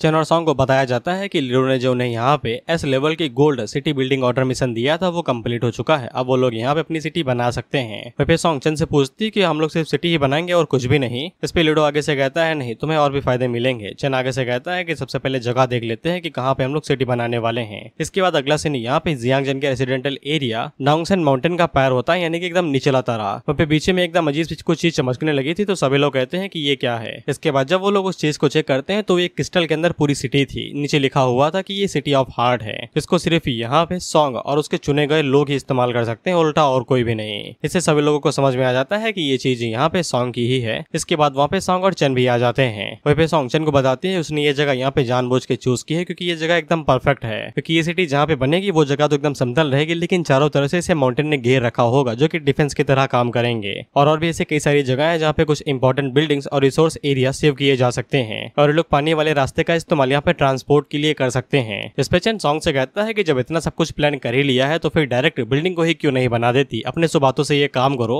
लेकिन सॉन्ग को कुछ और भी चाहिए था। वो पीछे मुड़ के लीडो से कहती है दादा इधर आना, तो लीडो उसके पास आता है तो सॉन्ग उसे कहती है कि भले ये इन्वेस्टमेंट लीडो ने उसे दी थी, लेकिन वो चाहती है कि चंग यहाँ पे सिटी का लॉर्ड बने। इस पे लीडो उसे कहता है मुझसे पूछने की क्या जरूरत है, सिटी का हार्ट तुम्हारे पास ही है, तुम जिसको चाहे उसने अपना मास्टर बना सकती हो, बस एक चीज कर देना भाई, गॉब्लिन गिल्ड की लोकेशन एकदम सिटी के सेंटर में ही रखना। इस पे सॉन्ग चैन से कहती है कि मैंने तुम्हें अथॉरिटी दे दी है, जाओ और जाके सिटी को बनाना शुरू करो। इसके बाद बाद चेन उस क्रिस्टल बॉल को छूता है तो यूनिवर्सल विल चेन से पूछती है कि अब वो इसका इस्तेमाल करना चाहती है। इस पे चेन आगे से हाँ कहता है तो फिर यूनिवर्सल विल यहाँ पे चेन से कहती है कि सिटी का नाम रखो। जिस पे चेन अपनी सिटी का नाम यहाँ पे व्हाइट एम्बरर सिटी रखता है, क्योंकि चेन का नाम बाई है और चाइनीज में बाई का मतलब व्हाइट ही होता है, तो उसके नाम से भी रिजेंबल कर रहा है ये। इसके बाद चेन के लिए यहाँ पे सिटी बना दी जाती है और क्योंकि चेन यहाँ पे हार्ट ऑफ द सिटी का मालिक है, सिटी लॉर्ड है, तो फिर उसे यहाँ पे 20% का बूस्ट मिलता है जब भी उसे एक्सपीरियंस पॉइंट मिलेंगे और भी कुछ फायदे जो भी बताए नहीं गए। और जब भी चेन यहाँ पे सिटी के अंदर रहेगा तो फिर उसके एट्रीब्यूट्स को यहाँ पे 100% से बढ़ा दिया जाएगा। वहीं पे उसको स्विच भी कर सकता है जब भी यहाँ पे कोई दूसरे सिटी वाले या फिर हिट रेट वाले उसके सिटी के ऊपर हमला करने की कोशिश करेंगे तो चेन उनके एट्रीब्यूट्स को यहाँ पे 50% से कम कर सकता है। वहीं पे सॉन्ग के पास भी नोटिफिकेशन आता है क्योंकि चेन ने यहाँ पे सॉन्ग को इस सिटी की सबसे ज्यादा अथॉरिटी दी थी, यानी कि पूरी कमान दी थी, इसलिए उसके एट्रीब्यूट्स को भी यहाँ पे 80% से बढ़ा दिया जाता है। जिसके बाद यहाँ के रहने वाले लोगों को बारी आती है, इन्हें भी यहाँ पे अनाउंसमेंट दी जाती है क्योंकि ये लोग यहाँ पे सिटी के मेंबर है, तो फिर इन्हें यहाँ पे 10 रेपुटेशन पॉइंट दिए जाते हैं। रेपुटेशन पॉइंट्स का इस्तेमाल ये लोग एट्रीब्यूट्स को बढ़ाने के लिए कर सकते हैं, जैसे कि इन्हें अभी यहाँ पे 3 एट्रीब्यूट्स फ्री के मिल जाते हैं। साथ में ये लोग जब सिटी की कुछ डिफेंसिव मिशन को कंप्लीट करेंगे तो फिर इन्हें 100% एक्सपीरियंस बूस्ट मिलेगा और उनके करंट लेवल के हिसाब से इन्हें फ्री पॉइंट मिलेंगे जो कि एट्रीब्यूट्स के लिए बढ़िया रहेंगे। वहीं पे हम लोग लीडियो को देखते हैं और ये ताली बजाते हुए एकदम खुश था, बहुत ही ज्यादा खुश था। सॉन्ग उससे पूछती है तुम्हारे अंदर मन के लड्डू काहे फूट रहे हैं भाई। इस पे लीडो आगे से बताता है कि चेन को यहाँ पे सिटी की लॉर्डशिप मिली है, वहीं पे सॉन्ग को यहाँ की अथॉरिटी मिली है, जो बहुत ही ज्यादा अच्छी बात है। सिटी उसके ऊपर डिपेंड कर सकती है और चेन यहाँ पे उसे रूल करके उन्हें गार्ड कर सकता है, जो कि एक परफेक्ट डील है। हर किसी को वो मिल गया जिसको वो चाहिए था। इन्वेस्टमेंट यहीं पे ही खत्म होती है और वो रिजल्ट से काफी ज्यादा सेटिस्फाई है। जिसके बाद वो चेन से कहता है कि अब उसके सफर पे जाने का समय हो चुका है और वो चेन से कहते जाता है कि जो इन्वेस्टमेंट मैंने पहले दी थी उसे जितनी जल्दी हो सके उतनी जल्दी कंप्लीट कर लो। इस पे चेन उसे बताता है डिफिकल्टी के बारे में पता है ना, इतनी जल्दी पूरा नहीं होने वाला है, सबर चाटो थोड़ा। इस पे लीडो आगे से कहता है हाँ मुझे यकीन है तुम्हारे ऊपर। जिसके बाद वो यहाँ से निकल जाता है। इसके बाद चेन कुछ अपने पास से स्क्रोल्स निकालता है जो कि वो सॉन्ग को देते हुए कहता है एस लेवल गोल्डन सिटी बनाने के लिए मुझे ये रिवॉर्ड मिले हैं, तुम इनका इस्तेमाल करना। तुमने पहले ही कुछ प्लानिंग कर रखी होगी, इनका अच्छे से इस्तेमाल कर लेना। सॉन्ग जब उन स्क्रोल्स को चेक करती है तो फिर ये Galaxy class super computing core था जिसका लेवल ऐसा है। सुपर कंप्यूटिंग कोर एक एडवांस टेक्नोलॉजी है जो कि यूनिवर्स के अंदर रहती है। इस कंप्यूटिंग कोर का इस्तेमाल यहाँ पे मैकेनिकल डिजाइन और ब्लूप्रिंट बनाने के लिए किया जा सकता है, जिनका इस्तेमाल ट्रायल के लिए और भी कई सारी चीजों के लिए किया जा सकता है। इसके बाद हमें यहाँ पे PS फुल ऑपरेटिंग सिस्टम के बारे में बताया जाता है, जो कि एक सिंपल फंक्शन है। अगर इसका इस्तेमाल नॉर्मल तरीके से किया जाए तो इसकी कैपेबिलिटीज यहाँ पे किसी की भी एनिमेशन से भी ज्यादा पावरफुल हो सकती हैं। अब इस्तेमाल नहीं बताया गया। साथ में यहाँ पे integrated fully automatic production line का भी एक इक्विपमेंट या फिर सिस्टम आता है जो कि यहाँ पे प्रोडक्शन ऑटोमेटिक ही करेगा, जो कि यहाँ पे मिनरल्स और बाकी सभी चीजों को इकट्ठा करने के लिए रहेगा। बेसिकली तेल निकालना है तो वो अपने आप ही आ जाएगा घर पे या फिर जहाँ पे ये स्टोर करना चाहेंगे। वहीं पे चेन सॉन्ग को बताता है व्हीकल्स, गन और बाकी चीजें भी यहाँ पे प्रोड्यूस करके ट्रायल्स के अंदर इनका इस्तेमाल किया जा सकता है। इन सभी चीजों के साथ में इन लोगों का सेटलमेंट और इनका फंक्शन यहाँ पे बहुत ही ज्यादा आगे बढ़ जाएगा। इस पे सॉन्ग हैरान होकर चेन को बताती है लेकिन अब तो सब कुछ बदल गया है ना, ये चीजें पहले एग्जिस्ट किया करती थी लेकिन अब इनका कोई भी काम नहीं है। इस पे चेन यहाँ पे सॉन्ग को बताता है कि प्रोडक्शन लाइन के साथ जो भी गन यहाँ पे प्रोड्यूस होंगी उनके पास यहाँ पे एट्रीब्यूट्स रहेंगे, वो एपोकलिप्स के पहले वाली गन्स नहीं रहेंगी। इसलिए अब तुम्हें यहाँ पे पिछले दुनिया के कॉन्सेप्ट से बाहर निकल लेना चाहिए। अगर तुम्हें ऐसा लगता है कि सिटी स्टेट की मैनेजमेंट सिस्टम के अंदर कुछ भी खास बात नहीं है तो फिर तुम काफी ज्यादा गलत हो, क्योंकि आने वाले फ्यूचर के अंदर सिटी स्टेट के जो ऑटोमेटिक सिस्टम होंगे वो यहाँ पे ऐसे ऐसे ब्लू प्रिंट निकालेंगे जिनको देख के तुम हैरान रह जाओगी। एग्जाम्पल के लिए यहाँ पे S लेवल का ब्लू प्रिंट ही ले लो, जो की बायोलॉजिकल बैकअप सेंटर होगा, जहाँ पे तुम अपनी बॉडी का क्लोन बना के रह सकते हो। ये एक तरीके से तुम्हें दूसरी जिंदगी देने का तरीका हुआ। और एक और जैसे S क्लास की एंटी ग्रेविटी बेस, जैसे तुम अपनी सिटी यहाँ पे आसमान के ऊपर भी बना सकती हो। ये ऐसे ऐसे ब्लूप्रिंट है जिनका इस्तेमाल सिर्फ S लेवल की सिटीज ही कर सकती हैं और हमारे पास S लेवल की सिटी है। इस पे सॉन्ग आगे से कहते हैं कि इस तरीके से वो लोग पक्का फ्यूचर में बहुत ज्यादा स्ट्रॉन्गेस्ट सिटी बन जाएंगे। इसके बाद ड्रीम यहाँ पे भागते हुए चेन के पास आती है और उसे बताती है कि उसने ड्रीम वर्ल्ड के अंदर इस बार काफी ज्यादा मौज काटी है और उसने इस बार लेवल अप के साथ साथ यहाँ पे नई 3 स्किल को भी हासिल कर लिया है। इसके बाद हमें यहाँ पे ड्रीम की स्किल्स के बारे में बताया जाता है, जैसे कि ड्रीम टोटम इनहेंसमेंट, जहाँ पे वो अपनी नॉइस निकाल के लोगों को थोड़ा सा परेशान कर सकती है या फिर उन्हें नींद में डाल सकती है, जिसका नाम व्हाइट नॉइस था। जिसके बाद ड्रीम टोटम इनहेंसमेंट की स्लीपीनेस और ड्रीम टोटम हिप्नोटिक एबिलिटी, जिसकी मदद से वो यहाँ पे किसी को मैनिपुलेट या फिर उन्हें सुला सकती है। चेन ड्रीम से कहता है उसने स्किल्स को काफी अच्छे से चुना है। वो ड्रीम टोटम का इस्तेमाल करके यहाँ पे लोगों को बिना देखे ही नींद में डाल सकती है और अगर इसे स्लीपीनेस के साथ कंबाइन कर दिया जाए तो वो रियल वर्ल्ड के अंदर भी इसका इस्तेमाल अच्छे से कर सकती है। इस पे ड्रीम रिमी आगे से खुश होकर बताती है कि तुम्ही ने तो स्किल ट्री के दौरान इस बारे में मुझे बताया था। इसके बाद रिमी चन से कहती है कि तीसरी वाली एबिलिटी देखो जो मैंने अभी अनलॉक की है, जो कि थी enter and awake up from dreams. यानी कि रिमी अब यहाँ पे किसी भी एक्टिव ड्रीम के अंदर से रियलिटी के अंदर जा सकती है और किसी भी ड्रीमर को रियलिटी के अंदर भेज सकती है और खुद भी जा सकती है। ये एक तरीके से टेलीपोर्टेशन एबिलिटी हुई। एग्जांपल के लिए अगर रिमी यहाँ पे साओ हैन को ड्रीम के अंदर बुलाती है तो वो ड्रीम टोटन का इस्तेमाल करके उसे कहीं भी टेलीपोर्ट कर सकती है बिना किसी दिक्कत के। या था कि वो चेन को भी यहाँ पे साओ हैन के पास भेज सकती है बिना किसी दिक्कत के। चेन रिमी से कहता है स्किल चूज करने के मामले में तुम तो यहाँ पे एकदम मास्टर बन चुकी हो। लेकिन रिमी आगे से कहती है लेकिन बाकी मामलों में अभी भी उसे यहाँ पे चेन की जरूरत पड़ेगी।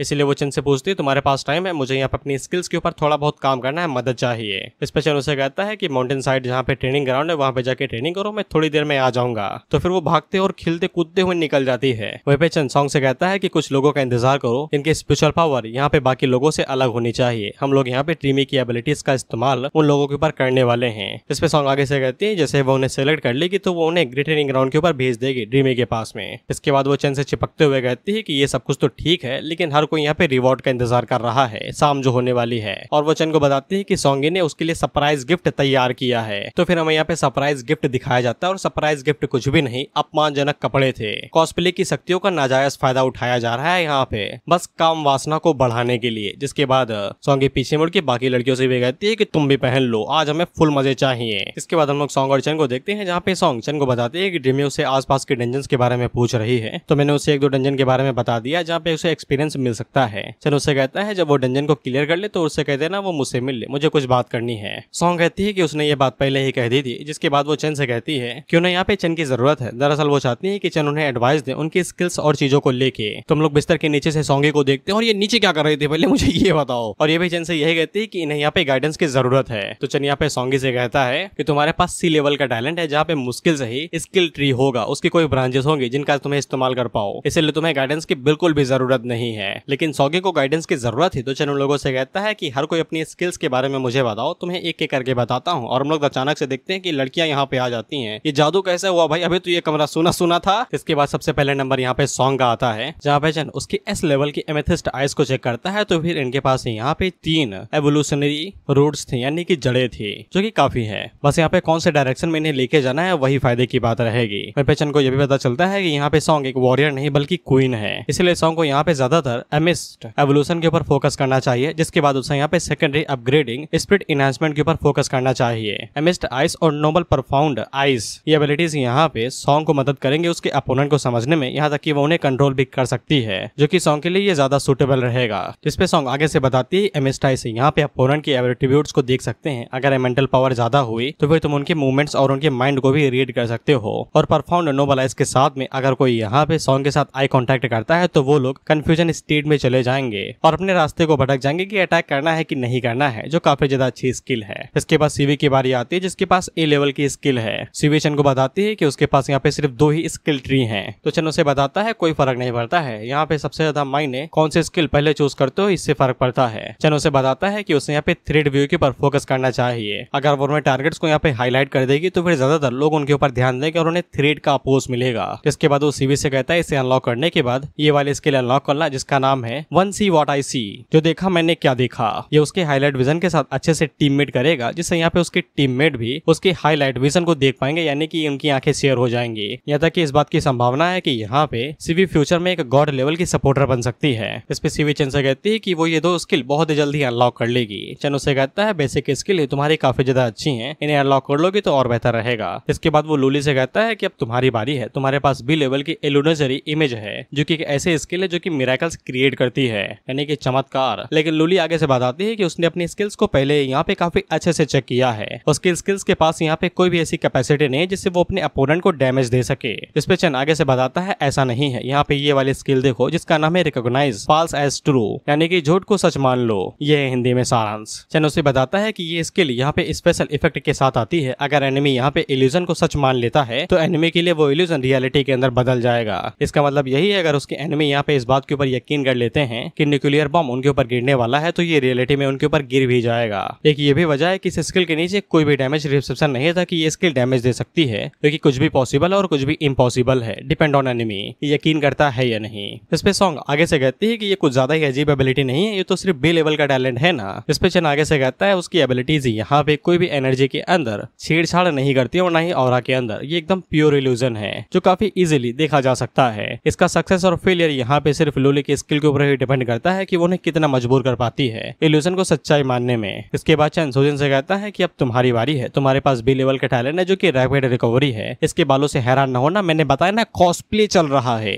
चन यहाँ पे सोजिन को बस एक एडवाइस देता है कि उसे यहाँ पे अपने सभी पॉइंट्स को बराबर बांटने चाहिए ताकि वो तीनों रिकवरी एबिलिटीज का अच्छे से इस्तेमाल करे। इसलिए उसे यहाँ पे stamina, flash, blood and spirit तीनों के अंदर अपने पॉइंट्स को अच्छे से ऐड करना पड़ेगा क्योंकि ये सभी स्किल्स सबसे पहले उसके ऊपर इफेक्ट करती हैं जिसके बाद वो इनका इस्तेमाल दूसरों के ऊपर कर पाएगी। अगर वो इनका इस्तेमाल दूसरों के ऊपर करना चाहती है तो फिर उसे इन सभी एट्रीब्यूट्स को एक्टिवली यूज करना पड़ेगा। भले ही सुजन की एबिलिटीज यहाँ पे काफी ज्यादा सिंपल हो लेकिन प्रैक्टिकली देखा जाए तो ये काफी ज्यादा अच्छी एबिलिटी है क्योंकि इससे अच्छा मेडिकल टैलेंट आज तक चन ने किसी के पास नहीं देखा है। इसके बाद सॉन्ग आगे बढ़ती है और वो चिपकते हुए कहती है कि सबका हो गया, अब मेरी बारी है। तो चन उससे कहता है कि तुम्हारे पास एकदम कमजोरों वाला टैलेंट है, तुम्हें जरूरत नहीं है गाइडेंस की, भाग जाओ यहाँ से, दोबारा दिखाई न देना, हो सके तो मेकअप त्याग दो अपना। तो वो उसका कंधा ही नोच लेती है। फिर इसके बाद हमें चश्मिश का नाम पता चलता है जिसका नाम लिंग्यू है। लिंग्यू की एबिलिटी बी लेवल की थी जिसका नाम था कॉन्सेंट्रेट यानी कि धैर्य, ध्यान लगाना। सॉरी, धैर्य नहीं, उसका पेशेंस होता है।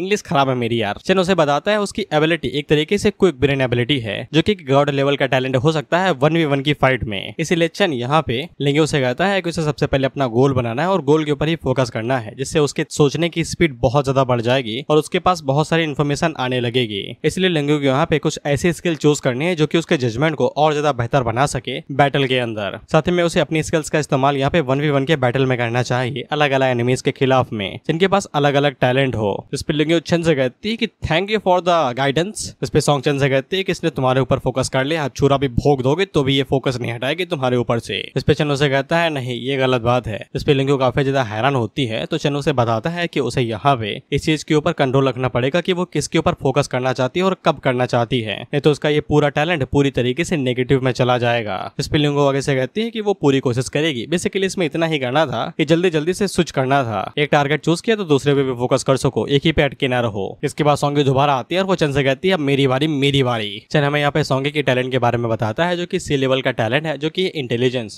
जो कि यहाँ पे एक्सपीरियंस और प्रोफिशिएंसी को बढ़ा देता है यानी कि स्किल को मास्टर करने की एबिलिटी। चन उससे कहता है कि तुम कोई भी स्किल यहाँ पे चूज कर सकती हो, जब तुम उन्हें मैक्सिम आउट कर दोगी यानी कि फुल कर दोगी तो फिर तुम उन्हें और भी ज्यादा अच्छे से इस्तेमाल कर पाओगे 10 गुना ज्यादा बेहतर तरीके से। यहाँ तक कि सॉन्गी जब उन्हें सीखने की कोशिश करेगी तो उसके सीखने की स्पीड भी 10 गुना ज्यादा बढ़ जाएगी, वो भी प्रोफिशिएंसी के साथ में। इसलिए सॉन्गी की जो ग्रोथ है वो ऑर्डिनरी लोगों के मुकाबले में 10 गुना ज्यादा होगी। लेकिन इसके बावजूद सॉन्गी को यहाँ पे कई सारी चीजें सीखने पड़ेंगी, फाइटिंग पोस्चर, कॉम्बैट स्किल्स और स्ट्रेटेजी भी, कि जब एनिमी ताकत हो तो फिर धूल आंखों में पेल दो, best way to fight. Channu से कहता है हालांकि तुम कभी भी मुझे फिजिकल स्ट्रेंथ के अंदर तो अपनी जिंदगी में भी हरा नहीं पाओगी, लेकिन अपनी सुपर स्किल के साथ में शायद से मेरे ऊपर कब्जा जरूर कर लो। इस पे सॉन्गी उसे नोचते हुए कहती है कि हमेशा परेशान कर तो मैं तुम्हें खा ही जाऊंगी। इसके बाद सॉन्ग इन लोगों को बताती है कि यहाँ पे चन्नू ने पूरी कोशिश की है और उन्हें यहाँ पे एकदम अच्छी गाइडेंस दी है, इसलिए लोग फ्यूचर में कड़ी मेहनत करेंगे और चन के मुंह पे धप्पा नहीं लगने देंगे कि इतना सब कुछ करने के बावजूद ये लोग हक दिए अपने करियर में। इस पे ये सभी आगे से चिकते हुए कहते हैं नहीं देंगे, नहीं देंगे, धब्बा लगने नहीं देंगे। वहीं पे हम लोग आलिन को देखते हैं और इसे वेचन से थोड़ी बहुत गाइडेंस चाहिए थी, हाँ इसे सिर्फ गाइडेंस ही चाहिए थी और कुछ भी नहीं। जिसके बाद हम लोग हान झाओ को देखते हैं और जब वो अपने बेड से उठता है तो फिर उसे यहाँ पे चंद दिखाई देता है और ये शायद रियलिटी है, अभी कंफर्म नहीं है भाई, क्योंकि डीमी ने बताया ना था कि वो अपने सपने के जरिए किसी को भी रियलिटी के अंदर टेलीपोर्ट कर सकती है, इसलिए शायद उसने चन को यहाँ पे टेलीपोर्ट कर दिया है।